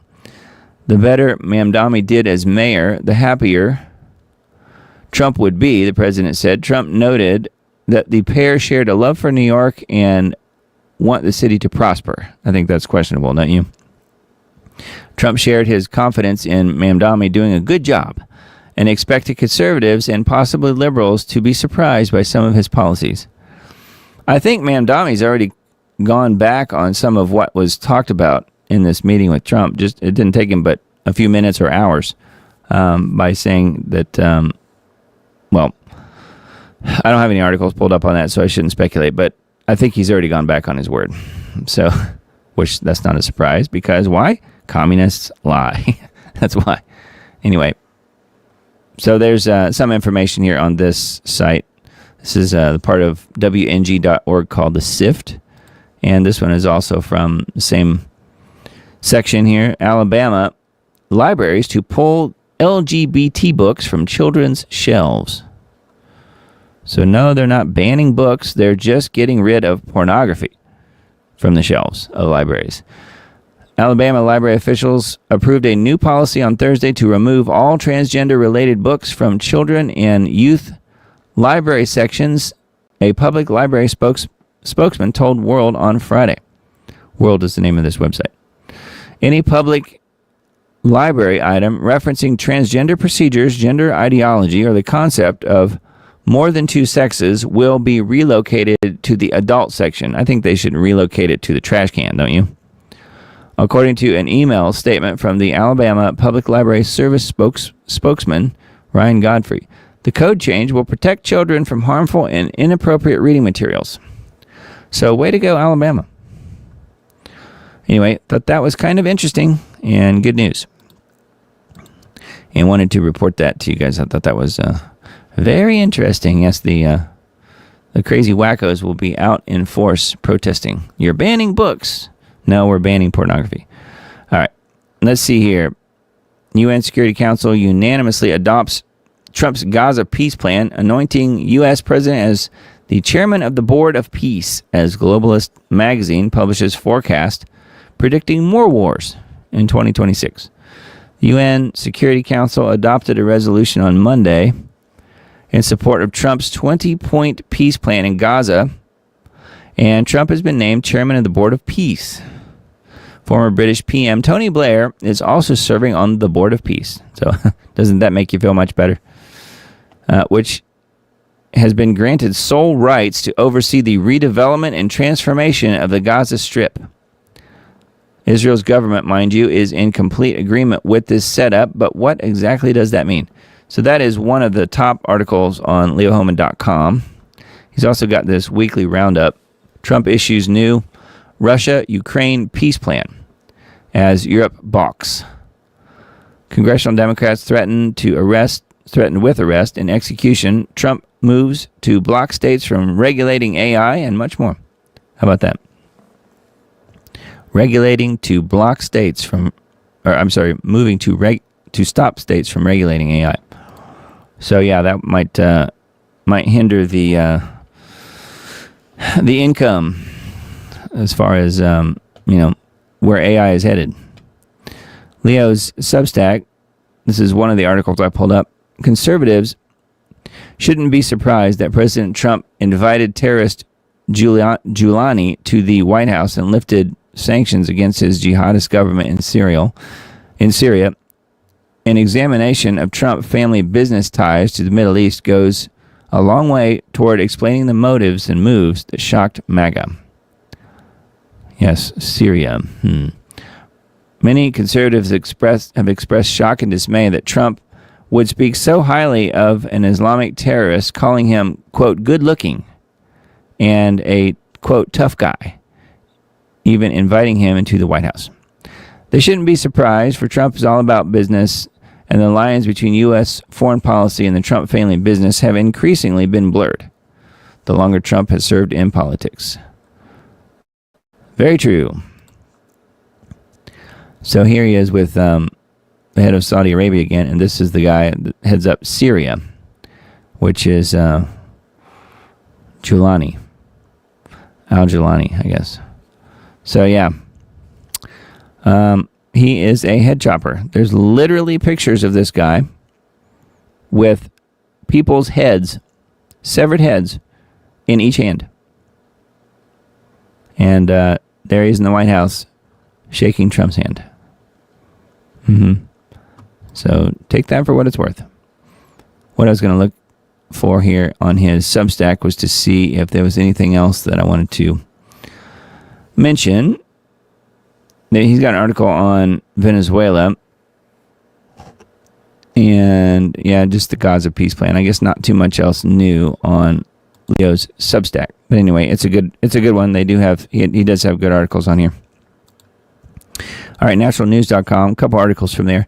Ukraine confirms first use of U.S. supplied ATACMS missiles against Russian territory. So that is not good news. Ukraine officially deployed U.S. supplied ATACMS against Russian military targets, marking a major escalation in Kiev's long-range strike capabilities. The attack targeted Russian military infrastructure, though Russia claims its air defenses intercepted all the missiles. So there you go. That is from earlier today. So this is a new article. So anyway, I was looking to see if it's talking about anything else as far as these missiles goes. Will Putin go nuclear after Ukraine's ATACMS strike? Biden administration initially eased restrictions on Ukraine's use of ATACMS in late 2024, allowing Kiev to strike Russian territory for the first time. However, under the Trump administration, a Pentagon review process reportedly blocked such strikes for months, but no longer. Anyway, use of long-range strike capabilities, including systems such as ATACMS, will continue. So, yeah, and then Hal Turner was reporting a few days ago that the UK is apparently moving towards a nuclear first strike against Russia. So that is something he's talked about on his radio show, and there's probably some articles about that on his HalTurnerRadioShow.com site. But that is something that is swiftly coming about, so we'll have to keep our eye on that one. Red line crossed. In a brazen power move, Israeli Prime Minister enters Syrian buffer zone, solidifies military occupation. Bibi has made a highly provocative visit to the occupied Syrian territory. This trip, which included top officials, was condemned by Syria as a severe violation of its sovereignty and a major obstacle to peace. In a move denounced as a severe provocation, Bibi visited Syrian territory occupied by Israeli forces, underscoring a dramatic and aggressive shift in the region's power dynamics. The visit, which included top diplomatic and security officials, was strongly condemned by the Syrian government. Again, the head chopper, the guy that I just showed you, Jelani, as a violation of its sovereignty and a major obstacle to potential peace negotiations. Netanyahu's recent trip marks a significant escalation in Israel's posture toward its northern neighbor. It follows the recent ousting of former Syrian President Bashar al-Assad, an event Netanyahu has publicly celebrated and taken credit for. Of course he has. Anyway, that's a Natural News article. All right, and then pulled up one here from the Wine Press Substack post. Elon Musk reveals potential plan to fight climate change by creating a fake constellation of satellites to block out the sun. That doesn't sound too good, does it? A large solar-powered AI satellite constellation would be able to prevent global warming by making tiny adjustments in how much solar energy reached Earth. You think he's joking? He's not. Yes, why don't we just stop the geoengineering programs and see what happens? Let's start with that. But no, you're a conspiracy theorist if you think that. It doesn't exist, and you're crazy. Earlier this month, the richest man in the world threw his hat into the ring to fight purported climate change by blotting out the sun's rays to cool the temperature of the Earth. How, you may ask? Well, by creating a swarm of satellites to form a new mechanical constellation. A large solar-powered AI satellite constellation would be able to prevent global warming by making tiny adjustments in how much solar energy reached Earth. Wouldn't the satellites that were always in the sun be constantly breaking down? Seems like they would. That was just a question that came to mind. In response to a comment made to his tweet, Musk said his wild idea would prevent global warming or global cooling. Earth has been a snowball many times in the past, he added. So maybe that's a goal. I don't know. He also told someone else that redirecting just a small amount of solar energy to Earth would solve that too, referring to death prevention due to the climate. So Musk is at it again. I like some of the things that he does and says, but that is not one of them. Anyway, that's a Wine Press article on their Substack. And then let's see here. I mentioned this earlier. Gateway Pundit article about Candace alleges there is an active assassination plot against her, led by French President Emmanuel Macron and his husband/wife, Brigitte. Conservative commentator Candace has made a startling claim on social media accusing French President Emmanuel Macron and his wife, Brigitte, of orchestrating a plot to assassinate her. Yeah, and she's not just making stuff up. She actually has evidence. And we'll look at that in a minute because I've got it pulled up on my Twitter account, X account. Yeah, on her post on X on Friday evening, Owens stated that she was contacted by a high-ranking French government employee who provided what she described as credible information about the alleged scheme. The post, which has garnered significant attention with over 66,000 likes and millions of views within hours, calls for widespread sharing and urges U.S. authorities to investigate. So we'll look at that here in a minute. I'll pull up the full tweet and or X post, and we'll look at that. It's getting crazy out there. Watch, Zoran Mamdani confirms he thinks Trump is a fascist and a threat to democracy. So this is what I was mentioning earlier. earlier. I did pull up an article on this. He doubles down on the sanctuary policies in impeding ICE following the Oval Office meeting with Trump. Democrat Socialist New York City Mayor-elect Zohran Mamdani appeared on NBC's Meet the Depressed. That's what I call it. Meet the Depressed this morning, where he said Trump is a fascist, a despot, and a threat to democracy just 2 days after he met with the president in the Oval Office. Gateway Pundit reported Trump hosted Mamdani at the White House on Friday afternoon. Two emerged from the meeting, appearing highly optimistic about their agreement to work together for the benefit of New York during a press conference. Trump shockingly even told reporters that he expects to work with Mamdani on crime and illegal immigration. The press conference was quite chummy, especially for two political rivals, with Trump heaping praise on Mamdani throughout the meeting, even shielding him from adverse questions. Yeah, he did do that. Mamdani was asked more than once about his previous statements, calling Trump a fascist. And after evading the initial question, Trump interrupted, stating, "That's okay, you can just say yes." He continued, "It's easier than explaining it, I don't mind." So he was really bending over backwards here to make Mamdani like him. I don't think it worked. And you know what? Communists lie. We'll just leave it at that. So anyway, yeah, I thought that was the case, that he's already going back just two days later. It took longer than I thought. 2 days after the meeting on Friday, he's already saying, nope, he's definitely a fascist. And he's a despot as well. So there you go. Alex Soros. Now, this is the other thing I mentioned somewhat earlier when we were talking about the Soroses. Alex Soros fled to Niger, ? Soros's IP address revealed by new X feature. Niger does not extradite to the U.S. So I thought this was interesting.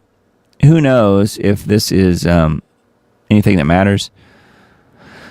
But on the Alex Soros X account, it says the date joined X, an account based in Niger. Alex Soros, son of the far-left billionaire George, has been revealed to be posting on social media from Niger, a country that does not have an extradition treaty with the U.S. The new feature uses IP address as geolocation to show other users the current country somebody is operating their account from. What I was looking to see, though, was if it has any sort of way to get around, like, being able to spoof where your IP address is, VPN and so forth.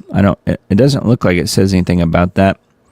It's unclear what the shady billionaire is doing in Niger, one of the poorest and most underdeveloped countries in the world, a neighbor of Nigeria, where Christians are facing genocide. So it makes sense that Alex Soros would like to be where the Christians are being genocided. Users on X noticed the interesting coincidence. Allow me to explain. Niger doesn't have an extradition treaty with the United States. Probably nothing. Date joined September 2010. Account based in Niger. Perhaps it's because Niger doesn't have an extradition treaty with the U.S. and President Trump has spoken extensively about going after the funding source of Antifa rioters in liberal cities. Yeah, there's that. George Soros and his Open Society foundations have funneled money to and bankrolled many dark money projects and radical left movements to destabilize conservative governments and place radical leftist globalists in power. He's also the puppet master behind the lawfare against Trump, election interference, and chaos across the country. Alex Soros currently serves as chairman of the board of directors for the Open Society Foundation. Notably, the Jewish billionaires have funded countless instances of violent riots, including anti-Israel movements, Black Lives Matter, and other leftist projects. There he is with his dad there. Trump calls for Soros and his son Alex, who has also been a prominent figure for the Democrat Party, in the Democrat Party to be, quote, charged with RICO because of their support of violent protests and much more all throughout the United States of America. We're not going to allow these lunatics to rip apart America anymore, never giving it so much as a chance to breathe and be free, the president said. Be careful, we're watching you, he said. So anyway, that is interesting, isn't it? That Twitter, or X, is reporting that Alex Soros is in Niger. Who knows? I don't know if that overrides a VPN, because with the VPN you can spoof whatever country that you are in, theoretically. But there probably is a way for the X system to figure it out. I'm just guessing. All right, and then these I thought were interesting and wanted to pass them along just because it kind of shows you, and I wondered at the time, you know, when all those people were coming out on X and other places talking about how Charlie got what he deserved and so forth, you know, and then they got fired from their jobs. I wondered how long that would last. And indeed, people are being reinstated already. Here's an example, and I've got two here. Radical leftist teacher in Rhode Island suspended for calling Charlie Kirk a, quote, piece of garbage, given job back, and will return to teach. Benjamin Philo, a social studies teacher at Barrington High School in Rhode Island, was originally put on leave after posting comments about Charlie Kirk online, calling him a, quote, piece of garbage. Will be returning to the classroom at the beginning of December. Even though the teacher violated the school district's policy on social media, his job was being restored, according to the interim superintendent. Rhode Island High School will reinstate a teacher who was put on administrative leave after he called assassinated Turning Point USA founder Charlie Kirk a, quote, piece of garbage. In an email sent Friday and obtained by Fox News, the interim superintendent, Bob Mitchell, said social studies teacher Benjamin Philo would return to teach despite violating the district's social media policy. The high school teacher at the center of the recent district independent investigation will be returning to the classroom on December 1st. The investigators' now public report confirms that the teacher violated district social media policy, resulting in substantial disruption to our district. Shortly after Kirk's assassination on September 10th, while speaking at UVU, Philo, this teacher, posted a video claiming Kirk, quote, hated the LGBT community and hated women's rights. Superintendent Bob Mitchell claimed that the school was going to take measures to increase security and was working with the local police and the FBI as part of reinstating the teacher. Oh, they're going to increase security for the teacher because they know that bringing him back will be something that the parents will really dislike. So they're going to increase security for the teacher who violated their protocols to begin with. Superintendent also said that students will be able to talk to school counselors and staff regarding the situation. Isn't that nice? You can talk to the school counselors. The smarter solution would have simply been to not bring back the unhinged teacher, considering the potential disruption for students in the learning process. Yeah, but they don't care about that. They care about this guy's feelings. The school district caved and acted out of fear of reprisal from teacher unions and other powerful interest groups. So there you have it. Remember, a lot of those people that were fired, quote, fired, were teachers.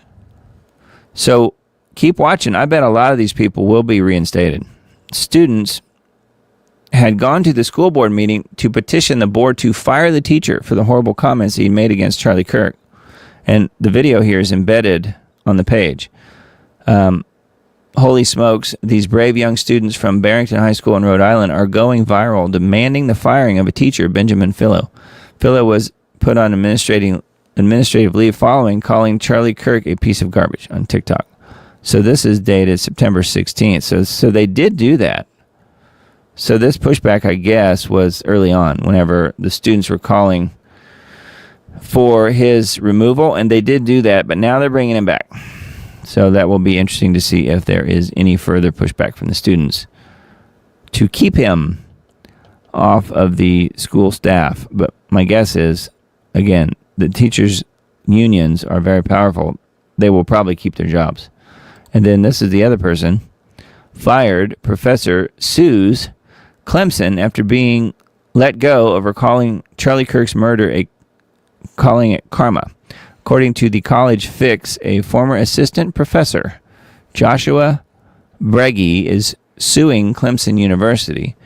Bleggy was reportedly dismissed over a post on social media calling the political assassination of Charlie Kirk, quote, karma. The ACLU of South Carolina recently filed the initial complaint and motion for preliminary injunction seeking Breggy's reinstatement, monetary damages, and a correction of personnel records. Interestingly, the ACLU never seems to be around to defend right-wing or conservative-leaning professors. No, that's because, first of all, there's not very many of them, but the ones that are there will never get the support of the ACLU. All we are asking for in this case is to uphold the long-standing First Amendment right of public employees to speak in their personal capacity on important public topics. So that's how they're going. They're going after it. They're trying to hide behind the First Amendment, which, there obviously is a place for that. And we don't have to like it. And Charlie didn't like it either. But the point is, a place of employment can make those decisions, right? And if in this case, it sounds like the teachers' unions are going to stand up for the teachers and make sure they're reinstated. The modern ACLU always seems to take up the left-wing side of free speech. They said that multiple state lawmakers threatened to defund Clemson unless it fired the professor for sharing another person's Facebook post on his private account. Maybe he shouldn't be sharing pro-murder posts. The case was based on the post shared by a professor shortly after the brutal public murder of Charlie. The evil and heartless post stated, "I'll never endorse violence in any form, but it seems to me that karma can be quick and ironic sometimes." That was the guy's post in response to the other thing that he shared. Anyway, so yeah, we'll see. I'm interested to see if this guy is reinstated and then also paid monetary damages or back pay. And I was going to say that as well about this first guy that we mentioned. It would be interesting to see if not only do they bring him back, will they give him back pay too? I wouldn't doubt it. Anyway, it's a sick world, isn't it? Okay, and then one more about Mamdani. Watch Zoran Mamdani and staff label ICE inhumane and vow to uphold our sanctuary laws. Signals willingness to cooperate with ICE only in extreme violent felony cases. Just one day after the White House meeting. So there's the White House meeting picture again, and yep, he's going back on his word, just like we said earlier. This has more to do with ICE, though. Stands against President Trump's efforts to remove illegal aliens, all of whom are criminals, from the country unless they are arrested, quote, in quote, extreme violent felony cases first. So that's what it's going to take. It will take extreme violent felony cases for people to be removed. So people will have to die first, I guess. Anyway, there is more here on this article as well. That's a Gateway Pundit article. And then Tina Peters' article as well. Just kind of more information about what we talked about before. Tina moved to solitary confinement as Colorado Democrats and an NGO circle the wagons to urge the governor against federal custody transfer, which is kind of what I was talking about before. It'd be nice if Trump would step in here, federalize the prison temporarily, and go in and remove her. Get her out of there because she is a political prisoner for sure. Case closed. Anyway, that is a Gateway Pundit article. And then more on the Candace story here. InfoWars article. Candace claims Macron has ordered her assassination. Again, you really need to see what she's saying directly about this. It is very compelling. We'll look at her X post here in a minute. But there was an InfoWars article about that. Not the B article. I thought this one was kind kind of interesting. Derek Chauvin's lawyer files new petition as 50 former and current officers affirm technique he used on George Floyd was standard protocol. I don't know why they're going about it this way. I mean, it seems to me like you would want to keep hammering the autopsy report that definitively proves that George Floyd died of an overdose, not from anything that Derek Chauvin did. But they haven't really, as far as I know, chosen to go that route, at least not, where they're constantly coming back to it. People still don't realize that Chauvin never knelt on Floyd's neck. Says breaking, Chauvin's attorney files a new petition saying prosecution can only run from the truth for so long. Yeah, but he's already been stabbed, nearly killed, and has been in prison for a long time. In a bombshell petition alleging prosecutorial misconduct, more than 50 former and current officers have provided sworn declarations stating that the technique used by Chauvin was standard protocol. So anyway, further information here. I don't know why they don't go after the fact that he didn't even die from any of that. He was right here. While George Floyd did die from cardiac and respiratory issues, he was also in an aggravated state, fighting cops with multiple drugs in his system. The autopsy report indicates no life-threatening injuries were present. Why don't they continue hammering that? That's what I don't get. This is the George Floyd autopsy report. The very first line, no life-threatening injuries identified. But look, here's what was identified. Let me see if this will enlarge. Fentanyl and norfentanyl in his blood. Blood, drug, and novel psychoactive substances screens, fentanyl. So that right there would be enough to do it. But also norfentanyl, plus these other things. So, wow. Yeah, it had nothing to do with what Chauvin did. So, there he is right there.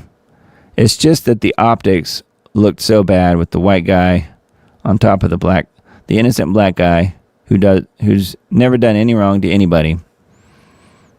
And that's what turned into the meltdown that was the Summer of Love.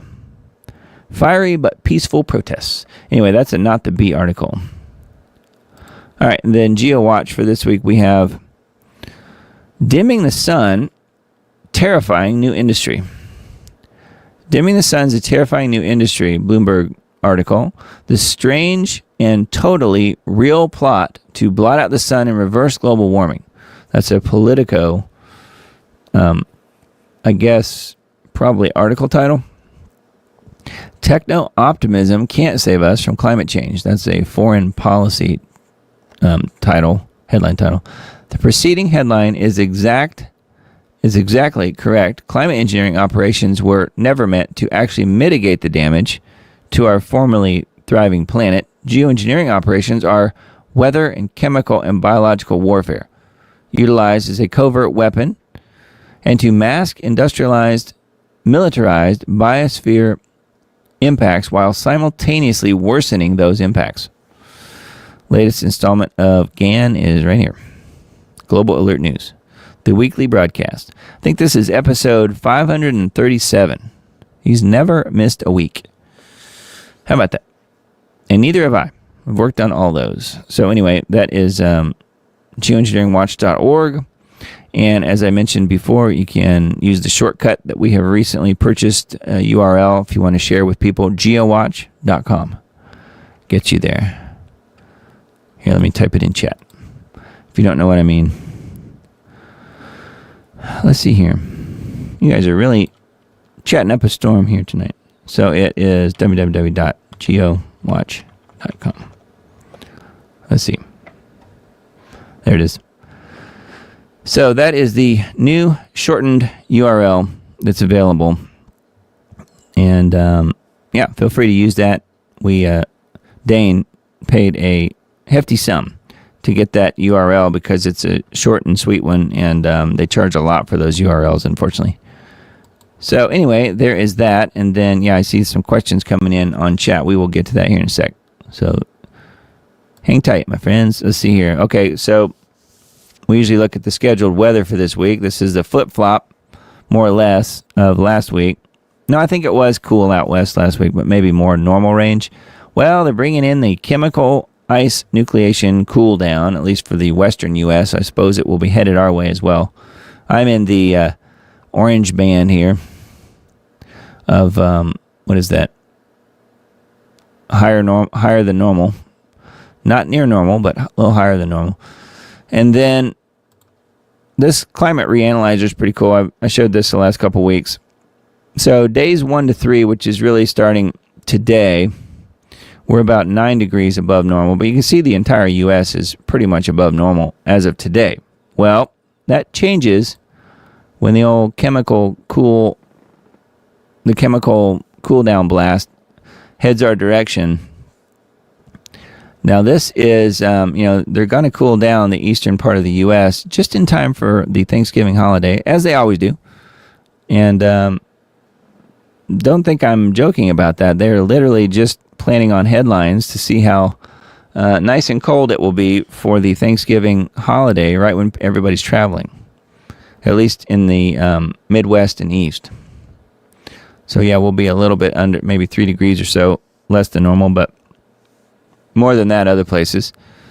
And then, so that is, as of Wednesday, it'll be a little bit cooler. So between now and Wednesday, it's really going to cool off here where I am.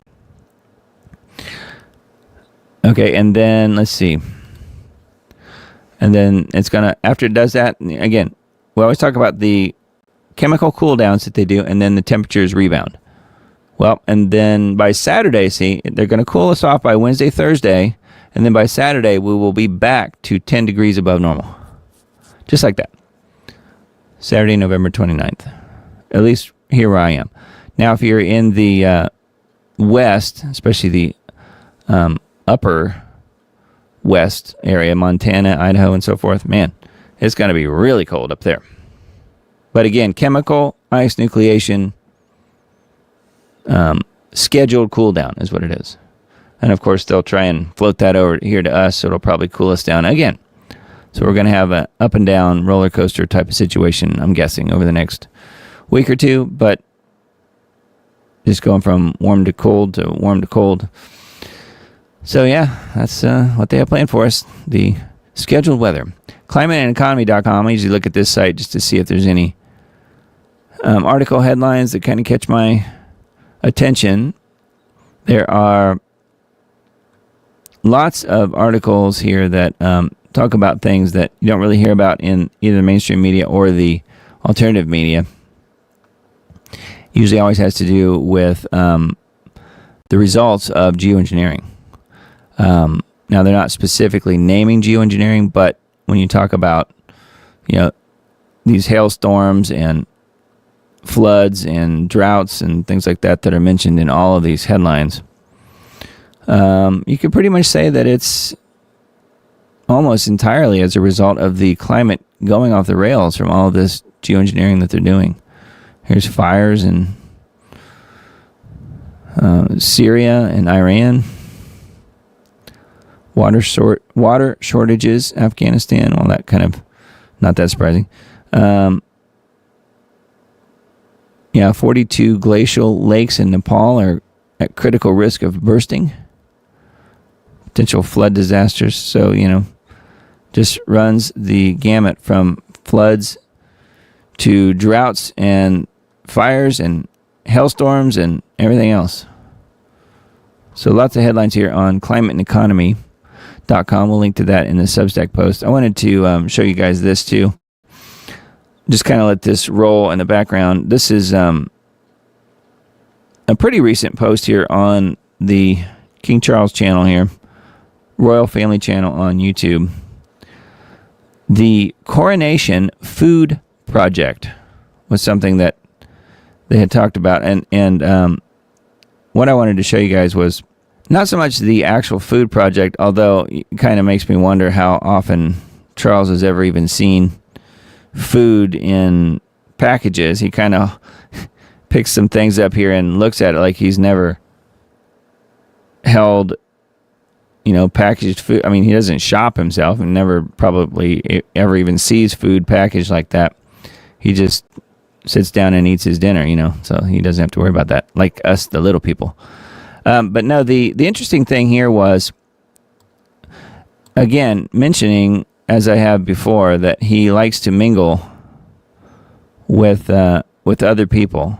And he does have people that follow him around closely and watch his security, of course, as you might expect. But this whole thing with Epstein is really becoming quite telling, I think, because it has been released just recently here and I didn't pull up an article about it, but you can certainly find it, that there was a direct connection between the Rothschilds and Epstein and also the House of Windsor. And so that means King Charles directly, the British Crown, and Epstein, and the Rothschilds. So it's kind of all converging here, which kind of makes me wonder if at some point old Charlie here gets the Charlie Kirk treatment by somebody. And then, based on the whole pedophilia and Epstein thing, I mean, who knows? But there does seem to be, an interesting situation where he's continuously putting himself out there with everyone else. And, obviously he has people protecting him, but if he indeed is a biblical antichrist, he's supposed to suffer some sort of situation that we don't really have the details of, according to the Bible. What happens with the biblical antichrist. You know what I'm inferring. But, he will live through that in some way. I was looking for that article on InfoWars. I didn't find it, but I just thought this video was kind of interesting just because he's kind of talking about this coronation food project. It says established 2023 because that's when he was coronated and made king. So there he is. But yeah, again, 77 this year, same age as Israel, 77. So I don't think that's an accident, do you? All right, let's see here. What else we have? A couple articles on Israel 365 News. I thought this, we were talking about the weather earlier. Pre-Messiah heat wave. Interesting how they're saying pre-Messiah. Heat wave shatters Israel's 83-year temperature records. Israelis flooded beaches and national parks on Saturday as a historic November heat wave scorched the country, setting temperature records that stood for more than 8 decades. Tel Aviv baked under 94 degrees, while Jerusalem was 90 degrees. So kind of interesting, and yes, more resulting effects of geoengineering for sure, if you ask me.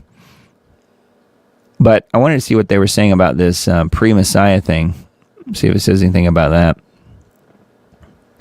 Because to me, this Messiah, there's going to be two Messiahs. There's going to be the military Messiah and then the other Messiah of the people. I think the military Messiah most likely will be Charles, as in King Charles. The other one, it's hard to say. It could be, the rabbi that I've mentioned numerous times, but it could be somebody completely different as well. But it's interesting that they're saying that this heat wave has to do with the pre-Messiah aspect of things. That's what I was looking for. Well, anyway, I'll link to this article in the Substack post that I put out. I don't really see anything else on here about the Messiah. Here, let's just do a quick little search on this page and see if heat waves are hinted at in Isaiah as part of a Messiah age healing process. So it's in Isaiah 30:26. And the light of the moon shall become like the light of the sun, and the light of the sun shall become sevenfold, like the light of the 7 days when Hashem binds up his people's wounds and heals the injuries it has suffered. Isaiah 30:26. So heat waves. How about that? Conversely, the Talmud describes a form of global warming as a punishment, literally hell on earth. In the future, in messianic times, there will be no Gehenna. Rather, God will remove the sun from its sheath. The righteous will be cured by it, and the wicked will be judged by it. Again, that's their Talmud, which is not biblical scripture. Far from it. Anyway, it says biblical sources may provide a better understanding of its roots and resolution. No kidding. So, but anyway, they're associating it here with heat waves, and especially Isaiah 30:26. Pretty crazy, pretty wild. Anyway, and then there's one other article here on same site. Christian school mass kidnapping in Nigeria. We were just talking about Niger earlier. More than 300 children taken in early morning raid. Could you imagine? Parents gathered outside St. Mary's Catholic School in Papiri on Friday as authorities confirmed that more than 300 Christian school children and 12 teachers had been abducted in one of the largest mass kidnappings in Nigeria this year. Officials who visited the site reportedly overturned desks, damaged classrooms, and blood on the floor from a security staffer who was shot during the attack. Niger state officials said the school received intelligence warnings about heightened threats in the area. Despite this, St. Mary's resumed classes before the attack. Armed men arrived before dawn, opened fire, and seized 303 students. Wow. Dearborn, Michigan. Once a beacon of Henry Ford's American tenacity, Dearborn has now morphed into an epicenter of the Muslim Brotherhood's insidious campaign, now boasting a Sharia law-compliant Arab majority population, has seen its police force transform from a mere 3% Arab representation to a staggering 45%. Streets once named for Revolutionary War heroes are being commandeered, replaced with Arabic monikers. A short section of Warren Avenue received an honorary co-naming for Osama Siblani. Siblani, who was pro-Hamas and pro-Hezbollah, honored due to 40-plus years as the publisher of the Arab American News in Dearborn. In response to criticism of the Siblani street signs, Muslim Mayor Hamoud told a dissenting Christian resident he was not welcome in the city. Hezbollah, bombed the embassy in Beirut, and including many Americans. So I just feel it's quite inappropriate. You are an Islamophobe, and although you live here, I want you to know as mayor, you are not welcome here. And the day you move out of the city will be the day that I launch a parade celebrating the fact that you moved out of the city. Former J6 prisoner Jake Lang's full-blown ambush of Dearborn and its city council recently, for better or worse, heralded the raw, unfiltered mind of real America, something that all of the liberal rhetoric has continued to ignore to its own detriment. You come here and you marry 4 or 5 women and you outbreed us. You change the laws. You make all of our country look like the places that you fled from. We don't want you here. Respectfully, get the out of my country. This whole mess was recently underscored by a foiled terrorist plot this past Halloween. 20-year-old Muhammad Ali and 20-year-old Majed Mahmoud are both charged with receiving and transferring firearms that would be used to commit terrorism. The U.S. attorney alleges Ali, Mahmoud, and at least 3 other co-conspirators were involved in a conspiracy to provide material support to ISIS, with the alleged attack planned for Halloween weekend. And the foiled attack was preceded by chilling Death to America chants at an April 2024 Al-Quds Day rally. Meanwhile, in Texas, Texas Governor Greg Abbott issued a proclamation designating the Muslim Brotherhood as foreign terrorist organizations. I did tell the public, as well as local law enforcement, that there actually are Sharia courts that are operating in Dallas, and they are trying to impose Sharia law. And I pointed out to local prosecutors, both in Dallas County as well as in Collin County, as well as to the Attorney General, as well as to the Texas Department of Public Safety, that what they are doing with these Sharia courts that we have identified in the letter that I issued today, they are in violation of Texas law, including violation of Texas penal codes. And so what they're doing in part could be considered a crime, but also clearly a violation of the Texas Constitution. This action by Abbott, invoking Texas Penal Code and Property Code provisions, prohibits the groups and their affiliates from purchasing or acquiring land in the state, and empowers Attorney General Ken Paxton to pursue civil lawsuits to dismantle their operations, marking the first such state-level designation, despite neither group appearing on the U.S. State Department's federal terrorist list. Even those that know have been screaming from the rooftops for years. After the recent ban of Muslim Brotherhood in Jordan, I have a message to Western countries that still hosts the Brotherhood leaders and members. It's a message from those who know. The Muslim Brotherhood is not just a political movement. It is the ideological mother of some of the deadliest terrorist groups in the modern world. Since its founding, the Brotherhood has been crystal clear about its mission. Not reform, but domination. Not coexistence, but conquest. Throughout its history, violence has followed. You are in a crisis. You went to the Muslim countries and you imported the garbage that the Muslim countries wanted to put in prison or isolate away from society. You went and you imported them. Why? For cheap labor. But these Islamist extremists, they don't want to work. They want free welfare. They want to marry French women, blonde hair, blue eyes.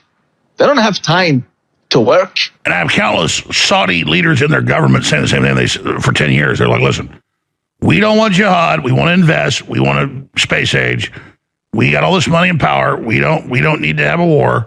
You could say they got some long game. Maybe they're bad, whatever. The point is they've been saying, don't bring these people in. And Germany, England, none of them will deport people that have huge criminal records of murder, you name it, back to Saudi Arabia.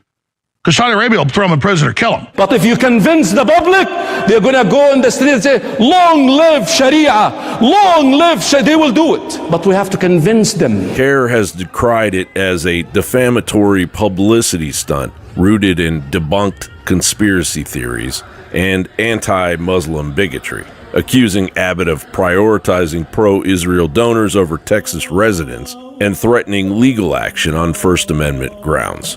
Abbott welcomed the legal action as a perfect opportunity for his Attorney General to delve into the financial ties binding CARE and the Muslim Brotherhood to overseas terrorist networks. We're putting an application now where we're selecting the names of the streets in the United States of America.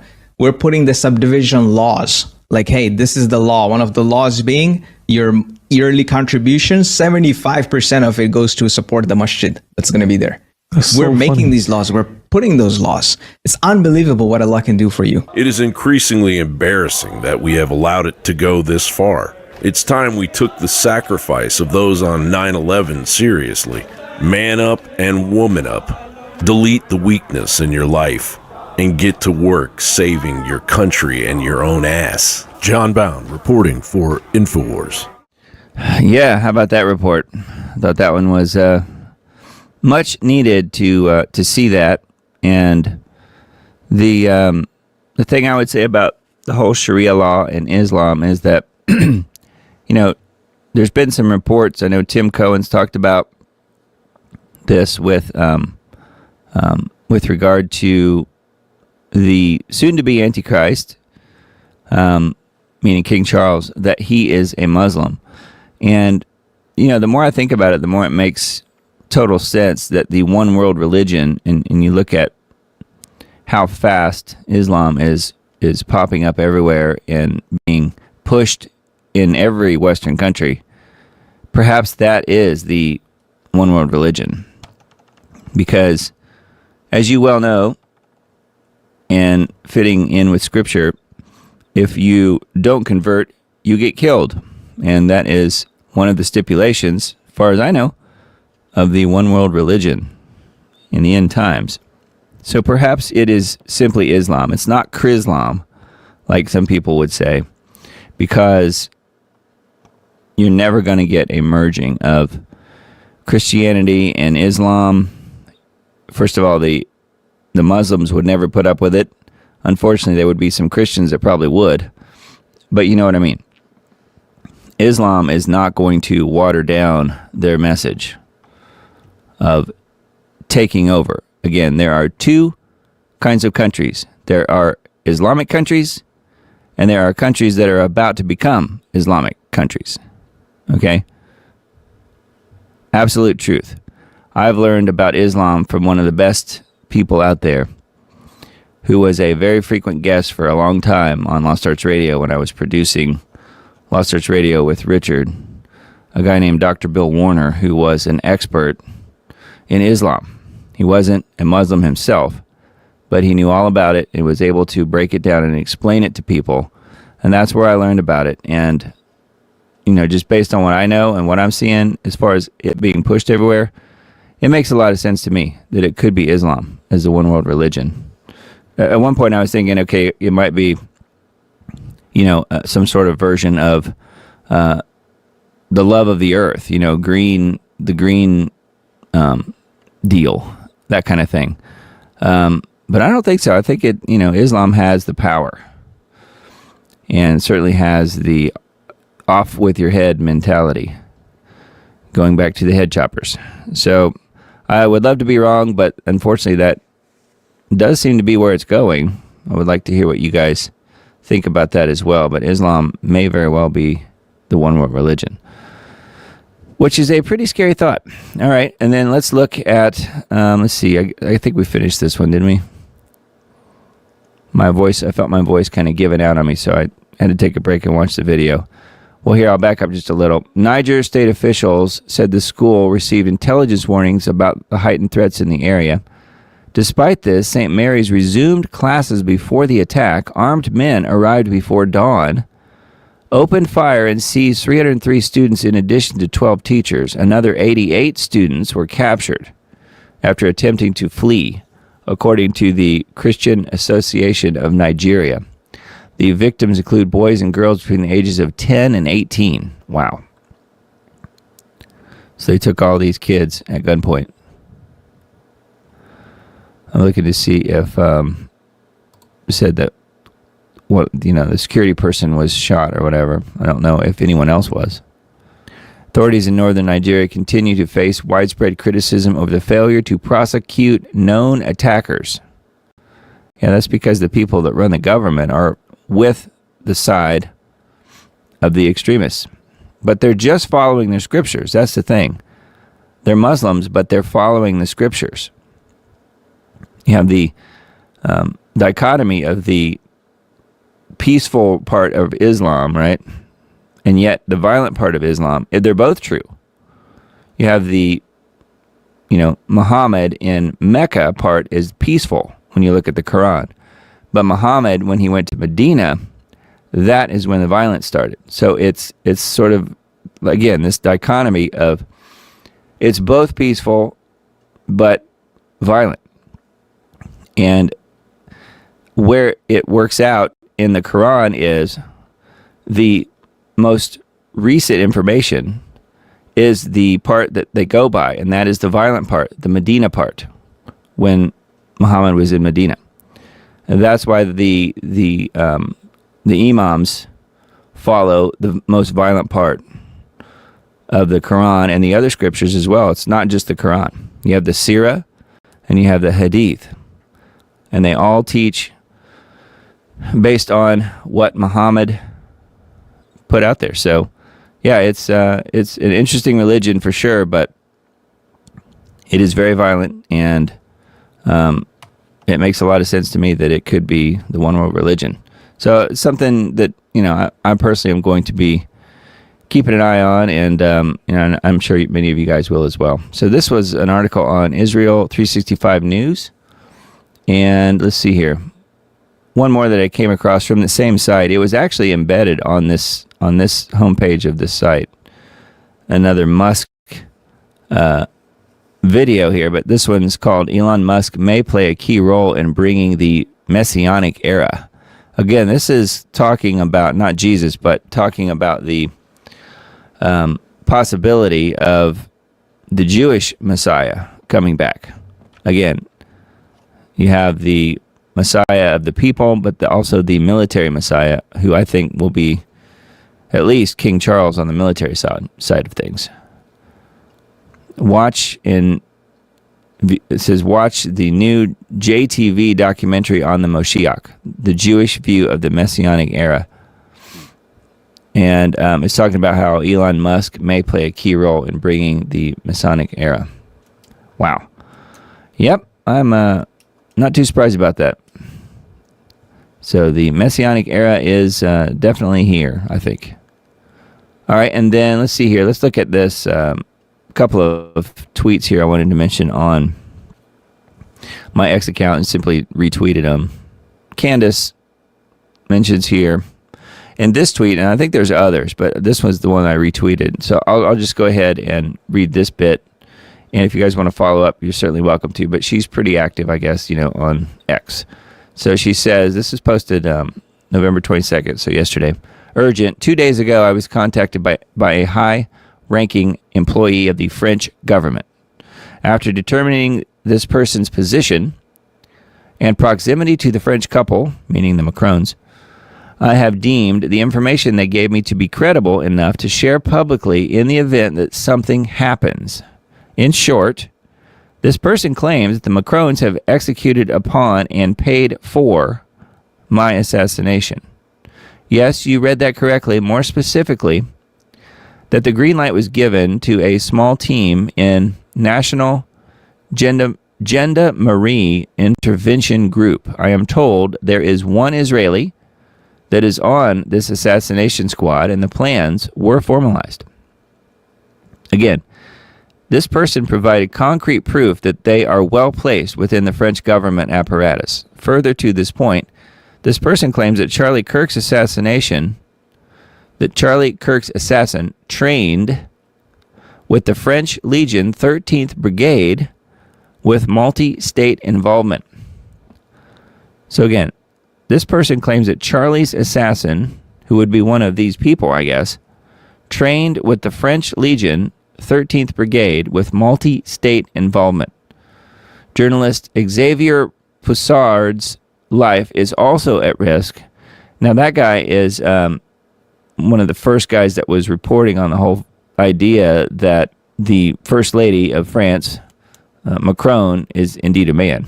So he was one of the first people, Xavier Poussard. I think he had a book or something, maybe, talking about it. And Candace interviewed him. So apparently his life is at risk as well. This is deadly serious. The head of state of France apparently wants us both dead and has authorized professional units to carry this out. I ask that every person retweet and share this. I do not know who in the American government can be trusted since this source claims our leaders are aware. But I have more specific information which is definitively verifiable. They should take care to reach out to me. To the brave official in France who did this because they were so moved by the evil of Charlie's public execution to risk their own life, may God bless you truly. Let all be revealed.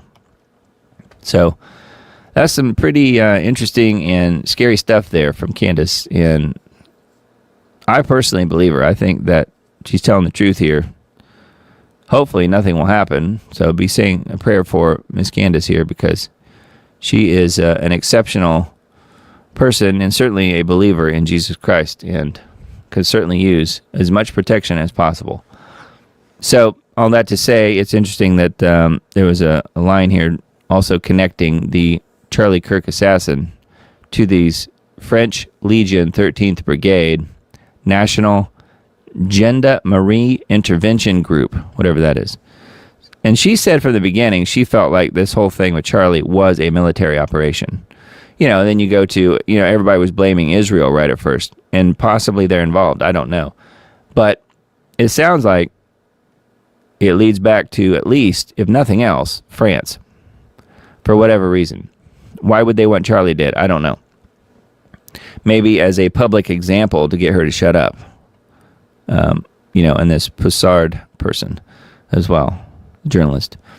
So I don't know. I wanted to mention that. And again, feel free to follow along what she is posting on her X account. And it's Real Candace O on X. All right. And then I mentioned the Substack multiple times tonight. So this is what the page looks like when you go there, diamonddisc.substack.com. Just drop your email address in, hit subscribe. Or if you really don't want to, but want the information for free, that's fine. I'll give it to you anyway. You simply, instead of putting your email address in here, you click no thanks.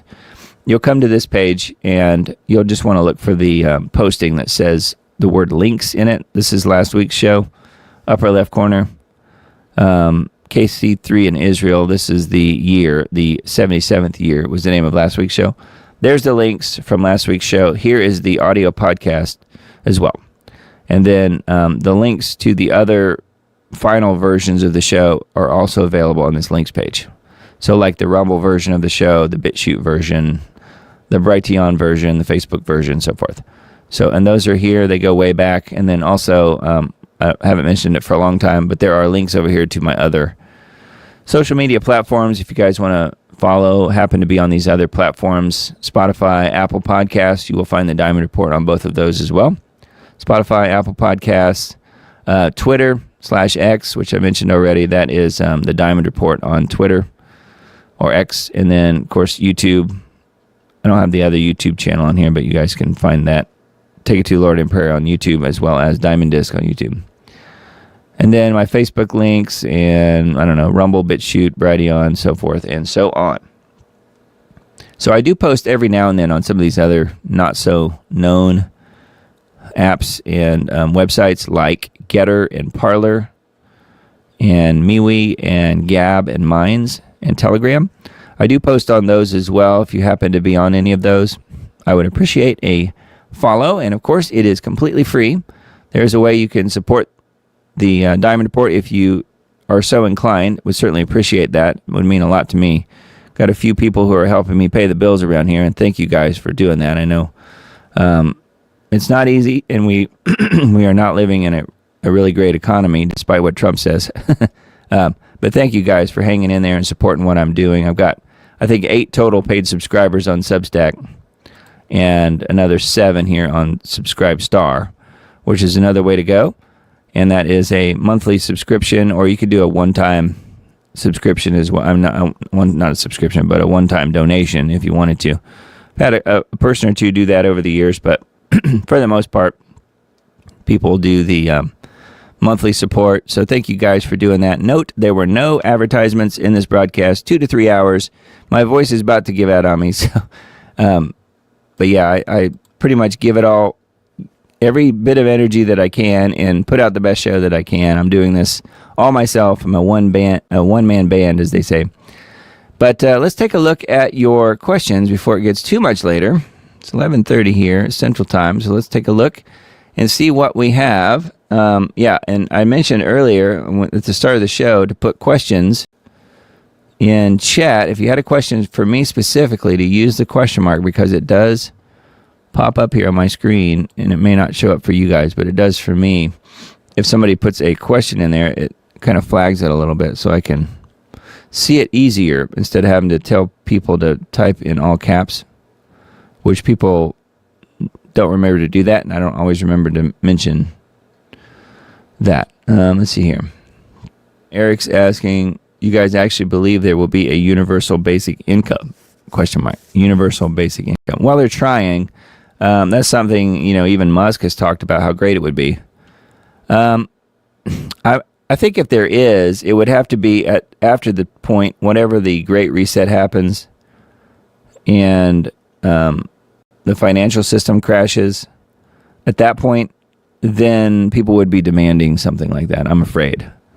But of course, it will all be tied to your digital ID, your social credit score, and all of that. So you won't be able to access any universal basic income or any income you ever had before without playing ball, without having the digital ID, without making sure you're caught up on all your VAXXs and not saying anything too offensive on social media and all of that stuff. You know, the mark of the beast, basically. Do I think there will be one? I think he's asking this just in general.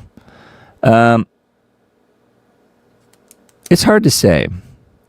I don't necessarily think there will be one, but I could see if there is one, how it would go, and that would be the way I described it. So I guess it kind of remains to be seen on that, but that's a good question, Eric.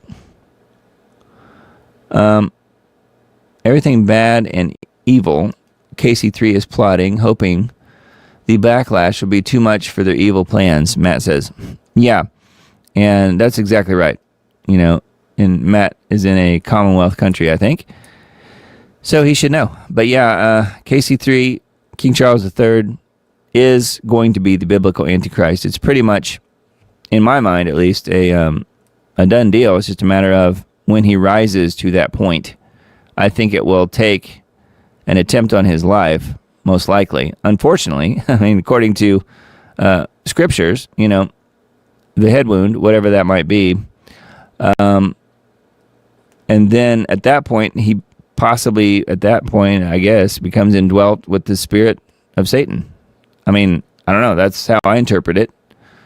And I would love to be wrong, but to me, that's probably what makes the most sense. I'm curious what will happen to money in the bank, savings accounts, etc. when the whole thing collapses. I don't know what to do, honestly. Susan says, that's a really good point. I don't think anybody really knows, you know. There's the bail-in features that banks have now where they take your money to pay their bills. The money, when you put it in the bank, becomes their money, essentially. And, if something happens where there's a world war or whatever, nuclear event of some sort, they're going to take all the money. Absolutely. Yeah. And then at that point, will there be some sort of universal basic income, a pittance or whatever, given back to people? I don't know. Maybe. But again, you'll have to play ball. You'll have to get the digital ID and jump through all the digital ID hoops that they make you do. Which again, mark of the beast.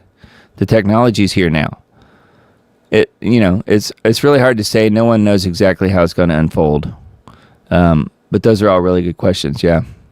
What will happen to money? I'm pretty sure that cash money will disappear. It will all be digital. It'll have to be. That seems to be where it's headed. Susan says, Doug, am I mistaken, or do a lot of people implicate Erica as complicit with Charlie's assassination? There are people online that are saying that. Yes. That doesn't mean it's true. But there are people saying that. There's some really weird anomalies with Erica Kirk. I personally don't think that she was directly involved or even knew about it or anything. I think she really did love him, from what I can tell, but who knows? I mean, I didn't really know anything about him before all this happened. And, her connections and her family connections and her connections, it's all really questionable. So I don't know. I would pretty much believe anything at this point. Using my personal judgment, I don't think she was complicit with his assassination. I don't think so. But that's just going off of nothing but how I tend to view things. And, you can totally disagree. That's completely fine. But, it's very interesting for sure. And I'm pretty sure, just based on what Candace has talked about, TPUSA somehow, at least some people there had to know something was going to happen. I think that's kind of been more or less proven at some point. It's just a question of who and who did the betrayals and why. Was it just about money, or was there something else involved? To me, TPUSA is the thing to watch. And of course, she is now the CEO of that. So she's still involved in that whole loop of craziness associated with Charlie being murdered. So I don't know. I'm beginning to wonder if he was even truly assassinated, could possibly have been staged. Appears to be. There were some definite anomalies that day. And according to what Candace says, again, going back to her reports on this, because she knew the guy and was a former employee of TPUSA and PragerU and all that stuff. She says that, and she addressed this in a recent, like the last day or two, broadcast, saying that in her mind, there's no question he's dead because, yes, when he was shot, there were some odd reactions for the people that were around him, but there was no question that he was on the ground. And I don't know if she's seen the footage of that camera that was directly behind him or not. I think she said at one point she saw some of that footage. But I don't know if that's what she's based it on or something else. I have no idea. But she's saying to her, she has, in the footage that she's seen, which was apparently a little bit beyond what the rest of us have seen, there's no question that he was killed. So you can take that for what it's worth. I personally think, yeah, he's probably dead, and never really questioned that part of it that much, just based on what I saw and the fact that, yes, they would want him taken out. It makes sense. And now we're sort of beginning to learn, perhaps, he was used as an example so that other people would shut up, you know. I'm not really sure that that's actually working, but if Candace was one of the ones that were supposed to take note, but note it was a public execution, and we were all supposed to see it. We're all supposed to be PTSD'd by this whole thing, and I think most people were, rightfully so. I made a short on King Charles on my Aussie Fact Man channel. It's a picture story of who he is, Matt says. Wow, okay. Yeah, I've been thinking about that a lot, that whole thing, like how it could play out. And it really kind of struck me earlier about the deal with Islam potentially being the one world religion, and how he's already kind of connected to that because it's been reported, and there are pictures of him in the Muslim outfit, you know, and that he converted supposedly, but who knows? I mean, everything is so private with them. It's hard to say with the royals. Emily says, Lord, please help those children and all of our brothers and sisters in Nigeria. I know, what a mess that was. All those kids taken. Matt says, could the head wound be a staged psyop with a Christian right-winger to be blamed? Wouldn't make a difference to what the prophet saw? ? I mean, yeah, it could be. Sure. I mean, they would definitely want to blame a Christian right-winger as quickly as possible, you know. So, I don't know. That's why I think we were all supposed to see Charlie get shot like that and note his name. Charlie. And Charles. King Charles. I think we were supposed to see it. The whole world was supposed to see it, and I think we're going to see it again. Only this time it may even be more convincing. I don't know what's going to happen, and I hope nothing does. I'm just saying, just going off of what Scripture says and what we just went through with the whole Charlie Kirk thing, it makes a lot of sense to me if we see it again in vivid detail, unfortunately. So then the whole world sees it, and then if he lives through it or dies and then comes back, what would that do? I mean, you're always going to have people saying, oh, it's all AI, none of it's real. But there will be plenty of people who will think it's real, and perhaps it actually will be real. I have no idea. What else we have here? Does John Bound allude to Islam being responsible for 9/11? Susan says. I've never heard John Bound talk about that, although I think he takes the InfoWars stance on that, and that is simply that they were, Saudi Arabia was involved. The Israelis were involved, but it wasn't what we were told, and it was remote controlled planes. Yes, there were faces that were put, on mainstream media and said that these are the people responsible and so forth. So those people were probably heavily paid off, I'm sure, and probably flown back to, Saudi Arabia or somewhere like that, back to the Middle East, and never did any of it. That's kind of what I think happened in a way. They were blamed for it because they wanted their war in the Middle East, and they got their war. And there was really no evidence other than what the mainstream media talked about, and Osama bin Laden and all this stuff. And, there was no evidence really. It was just a matter of what we were all told by the professionals. So I don't know that John Bound has talked about that necessarily, but he does good reporting on InfoWars. He's on band.video if you wanted to look up his channel. He's also on Substack, actually. But that's a good question, though. As far as I know, doesn't say that. Tim Cohen's awesome. He's not just Muslim. He's a descendant of Muhammad, meaning Tim has reported that Charles is a descendant of Muhammad. That's right. You're right. Yep. And also King David. So both. That's why, people say that it's going to be Trump or that it's going to be somebody else. Just name your political figure. They don't have the lineage. And Charles has the lineage. Charles has the imagery from his, his seal that we've talked about and shown on here. He has the imagery. He has the lineage. He has his name and title adding up to 666 in both English and Hebrew. He has the power over the UN, the power over the World Economic Forum, the power over a huge chunk of the world called the Commonwealth. He's there already.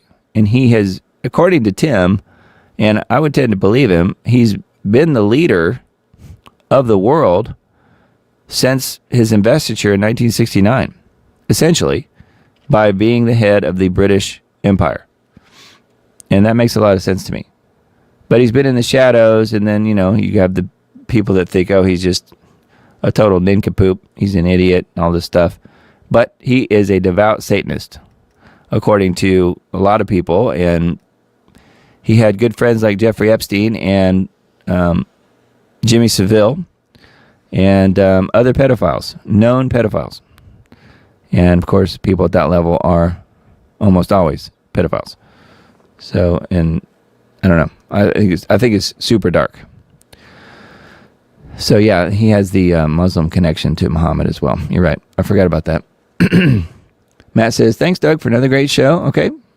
Thank you. You're welcome, you guys. Hi, Doug. I've been away for a while. Did you or will you talk about Richard? Freebird says. Oh, that's a good question. Yes, I will. Doug, you're so tech savvy. Another reason you're a great composer of all things regarding relevant news. Thanks, Susan. I really appreciate that.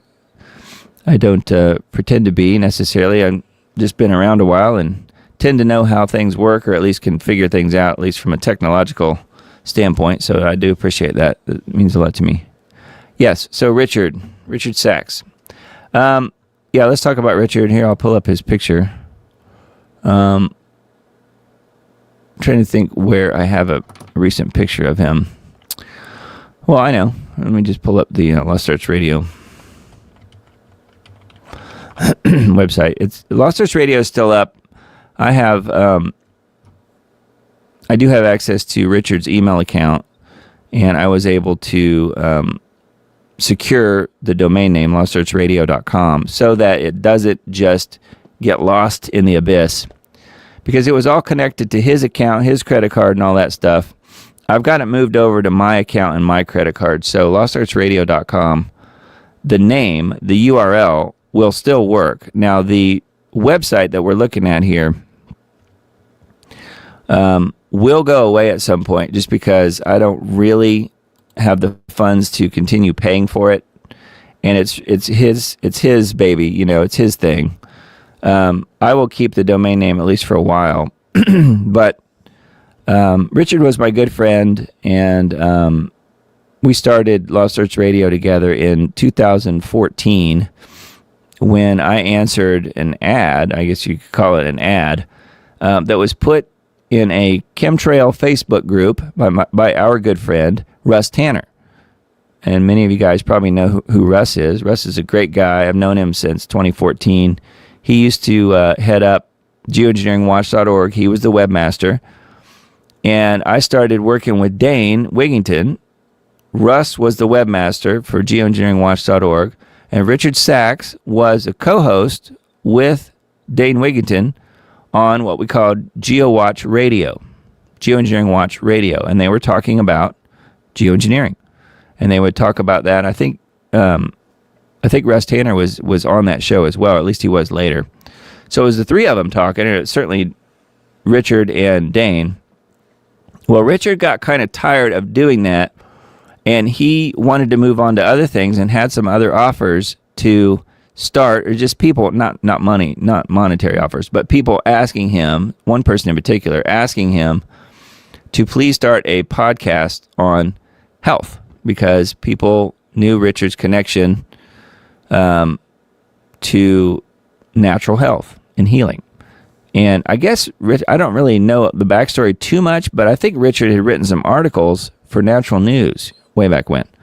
I'm not sure if you could even find those anymore. I have no idea. But he was known to some degree as a natural healing person, as far as not the ability to do it necessarily, but the information he was putting out was really good. And people were tuned into that. So he started Lost Arts Radio, came up with the idea of Lost Arts Research Institute, which is kind of the whole nonprofit organization he was trying to start and really get going. He wanted it to be a school, a physical school out in Arizona where people could go and learn and farm, plant and learn from him and all this stuff, and take things in and be in touch directly with the earth and the ground.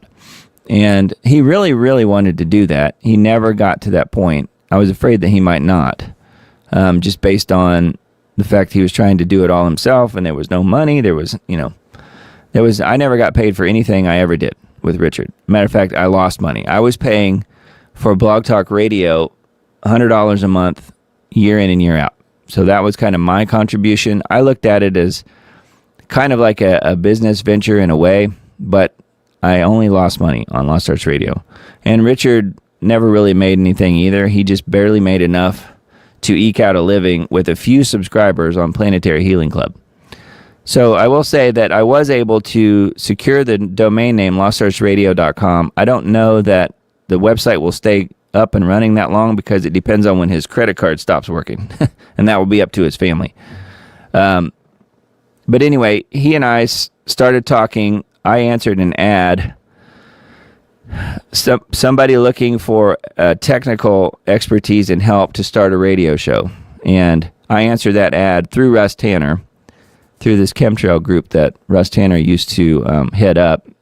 The group was really huge on Facebook and had gotten banned by Facebook a year or two or three later. So that group no longer exists.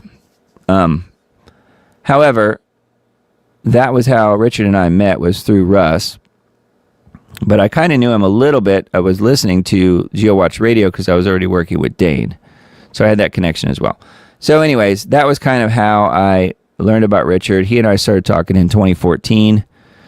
And then he's like, well, I want to start this radio show. I don't have any idea how to do the technical side of it. And I said, well, that's what I do. So we started Lost Arts Radio. And the first show aired in 2015 on Blog Talk Radio. And all the shows were just, it was Lost Arts Radio. It was not a video show. It was just audio. And so we started it on Blog Talk Radio just as a blog. People would call in, and he would give advice and talk to people, and we'd have guests, and we did that for quite a while, and then eventually decided to move it to a video platform, and then started up on YouTube, started posting things on YouTube. And it wasn't really until the whole COVID thing happened, where we started getting banned for everything we were posting. And then, a lot of people did too. It wasn't just us, but the Lost Arts Radio YouTube channel does still exist, and it will continue to exist. I mean, unless they just outright ban or delete the channel. I don't think they will, because I think they would have by now. We've had so many strikes over the years and videos removed talking about the VAXXs, but not just the COVID ones, but all of them. And, we read the article tonight about the CDC and what they're admitting, which is pretty strange, because we've been talking about that for years on Lost Arts Radio. But, yeah, the website hopefully will stay up and running for a while. The YouTube channel, the Rumble channel, the Brighteon channel, and the BitChute channel should stay up indefinitely, because that is not something that we're subscribed to and paying a monthly fee for. They're just providing that mechanism, if that makes sense. And I'm adding the new shows that we're doing, that Dr. Cousins and I are doing together.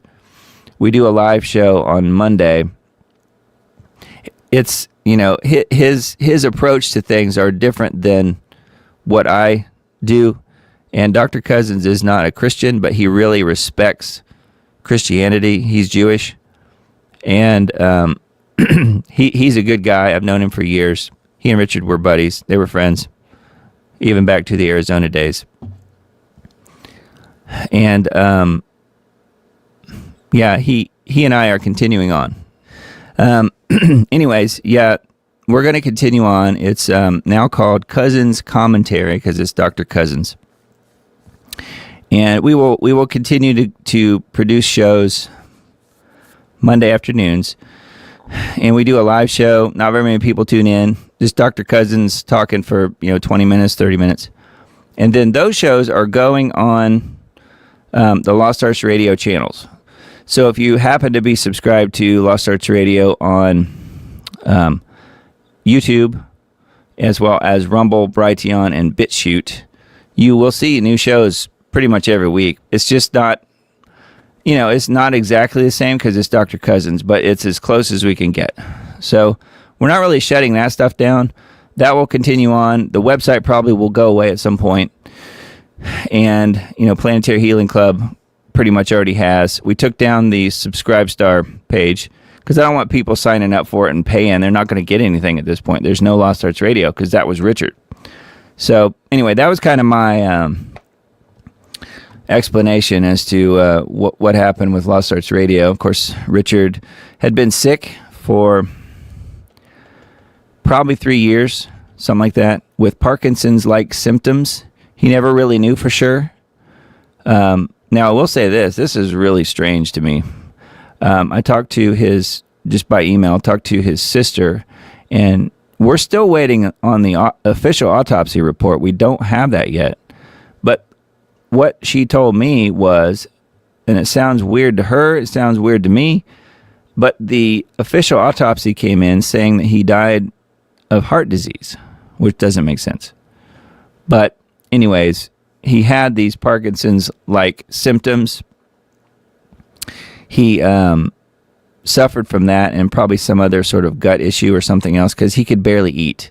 He lost at least 50 pounds. I think I mentioned that before. He was losing the ability to be able to use his hands and really even walk and stuff, because he had a lot of mobility issues and stuff with the Parkinson's type symptoms. So we don't know exactly. There's no test. Apparently there's no test for Parkinson's, post-mortem. So I don't know.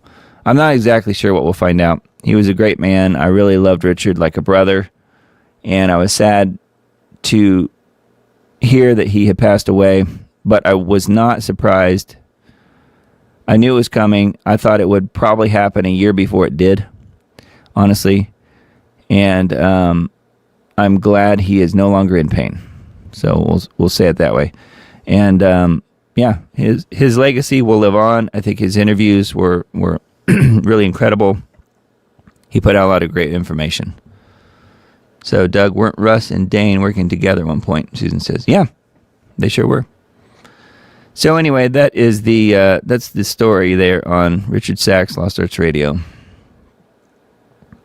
hopefully that's somewhat interesting. I guess that's it. I don't really see any other questions posted for me, and we do have the question mark thing going here, so I think that was it. Hopefully that answers your question, 09 Freebird. So thank you for being here, and to everyone who is here tonight, thank you guys for being here and for listening to my long explanation of Lost Arts Radio, and so on and so forth. Hopefully you guys have a really good week, and let's watch one more video, and then I'll come back and wrap the show up. So. Sedition is defined specifically in U.S. law as a federal crime involving conspiracy to overthrow or destroy by force the government of the United States, or to oppose by force the authority thereof, or by force to prevent, hinder, or delay the execution of any law of the United States. Seditious conspiracy is a specific crime that requires two or more persons conspiring to use force against the U.S. government or its laws. Our laws are clear. You can refuse illegal orders. You can refuse illegal orders. You must refuse illegal orders. No one has to carry out orders that violate the law or our Constitution. We know this is hard and that it's a difficult time to be a public servant. But whether you're serving in the CIA, the Army, or Navy, the Air Force, your vigilance is critical. And know that we have your back. Because now, more than ever, the American people need you. Of course, absent from the Declaration, any specifics as to what those illegal orders actually are. And the question you have to ask yourself is, what is their intent? What is the reason that they all went on a video and encouraged young men and women to defy court orders without even giving a hint of what's illegal, without even giving any suggestion of what law or what order they're being asked to violate? To be clear, we are not calling on folks right now to disobey any type of unlawful order. Have you, Congresswoman, or any other of these Democratic members of Congress heard directly from members of the U.S. military or the broader national security community who believe they've been given unlawful orders? Well, you know, what I'd say is I have heard from service members, and I have heard from service members, and this is all a matter of public record. What we see is an uptick of concern from the men and women who are serving in uniform about the legality of orders that are being given. They would be violating their oath if they followed illegal orders. And I guess, Senator, members of the military, what is your advice to them if they come across something that seems confusing? I think they need to talk to their leadership, talk to their commanding officer about it and tell your commanding officer why you think this may be illegal. There are lawyers within the military, the Judge Advocate General Corps. You can have a conversation, with somebody who understands the law.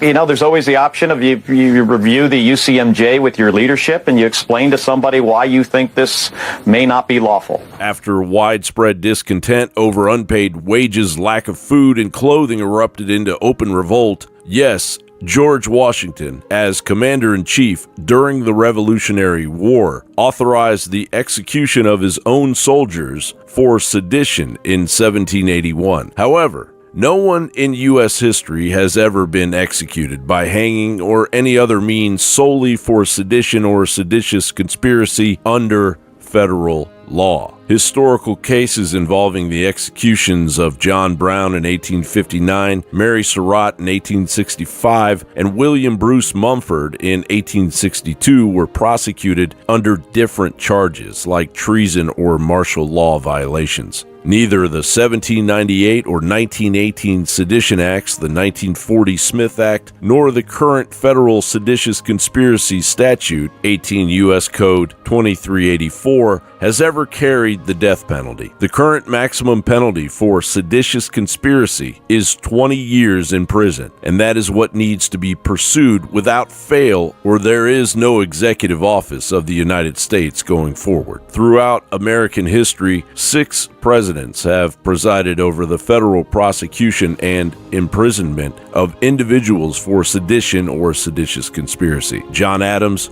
Abraham Lincoln, Woodrow Wilson, Franklin Roosevelt, George W. Bush, and Joe Biden, whose Justice Department convicted at least 18 Oath Keepers and Proud Boy leaders for their roles in January 6th, the most extensive use of the seditious conspiracy statute since World War II. And then there is the turbo sedition waged against President Trump for the past decade. The FBI's Russiagate investigation was branded a seditious conspiracy. Lieutenant Colonel Alexander Vindman was denounced as a traitor. The January 6th House Committee was accused of engaging in seditious conspiracy and treason. FISA Judge James Boasberg's actions. And now these fools. Yet, despite the intensity of these accusations, which often invoke the federal seditious conspiracy statute, not a single critic or political opponent of Donald Trump has been convicted of or even formally indicted for seditious conspiracy since 2016. We know you are under enormous stress and pressure right now. Americans trust their military. But that trust is at risk. This administration is pitting our uniformed military And intelligence community professionals Against American citizens. You're fired. Get out of here. You're fired. Under federal law, the penalty for sedition also includes ineligibility to hold any office within the United States for 5 years. So sedition knocks you off the chessboard, whether you get 20 years or not. Trump could merely end the careers of the deep state during his term if they are found guilty. You're fired. Get out of here. John Bound, reporting for Infinite. Yeah, that was the the talk of sedition in the video that I wanted to show earlier. It was in that clip. So anyway, thanks to John Bound on that. Another good report there. And yeah, I think that, remains to be seen. Probably nothing will come out of it, but obviously those people need to be held accountable to some degree. Now, not death, obviously, but, as he mentioned, 20 years in prison might make them change their minds. Now, do I think that'll happen? No, of course not. But, they could pursue them. I'm not sure that they will. You do still have the Pam Bondi Justice Department, and that's going nowhere fast, as we all know. Just like the Patel FBI is going nowhere fast.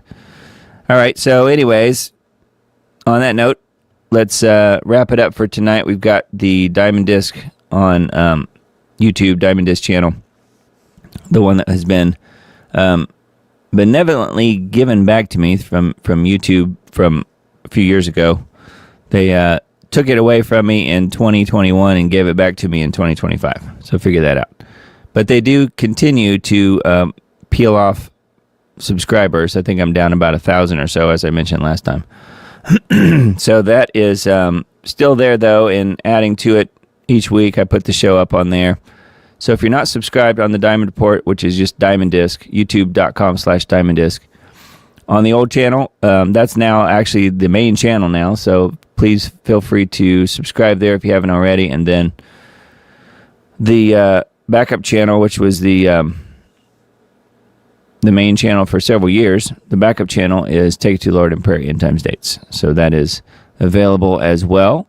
And then let's see, we also have BitChute. I have to let these pages reload here. BitChute, which I'm Diamond Disc, or you could just look for the Diamond Report on BitChute. And again, you don't have to be registered to watch the videos on BitChute or Brighteon or Rumble. It's only if you want to comment. You don't have to be a member, or it's free even if you wanted to. And then here is the Rumble channel, Diamond Disc on Rumble again, DIAMONDISC. And then same thing on Brighteon. I tried to keep it the same more or less across the board. It's my company name, Diamond Disc Audio. I'm in the music business and do mastering and mixing for musicians. That's what I do day to day. And that's what Diamond Disc is all about. It's nothing nefarious or you wouldn't believe what people say. But yeah, Diamond Disc Audio. And then this is the band group, which Miss Emily's here in chat, or at least she was, unless she left. Helps me with the moderation of the band group, 111 members strong. And yeah, you could just go to band.us/@thediamondreport to find that one. If you want to join the group, totally free. And, it's a good place to be if you want to meet and talk to like-minded individuals and The chat is active in there where you can chat with each other or in a group, or you can post things about what you're looking at and have discovered. And that's what I do. I do that as well. I post links to the show in there, the final show, and then interesting articles and things that I find or videos, and post them in there. And that's it.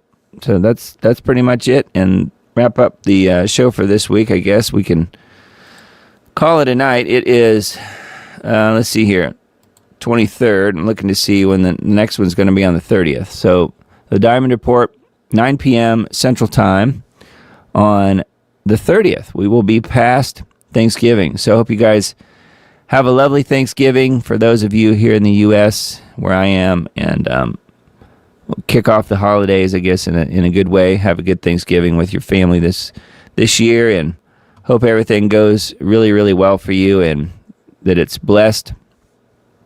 Continue to keep Jesus front and center in your life. That is the most important thing to do. But be thankful and be happy that we got another year here together and here with the country that we have. Yes, it's not perfect, but I'm glad for what we have for sure, and certainly thankful. And I know you guys are as well.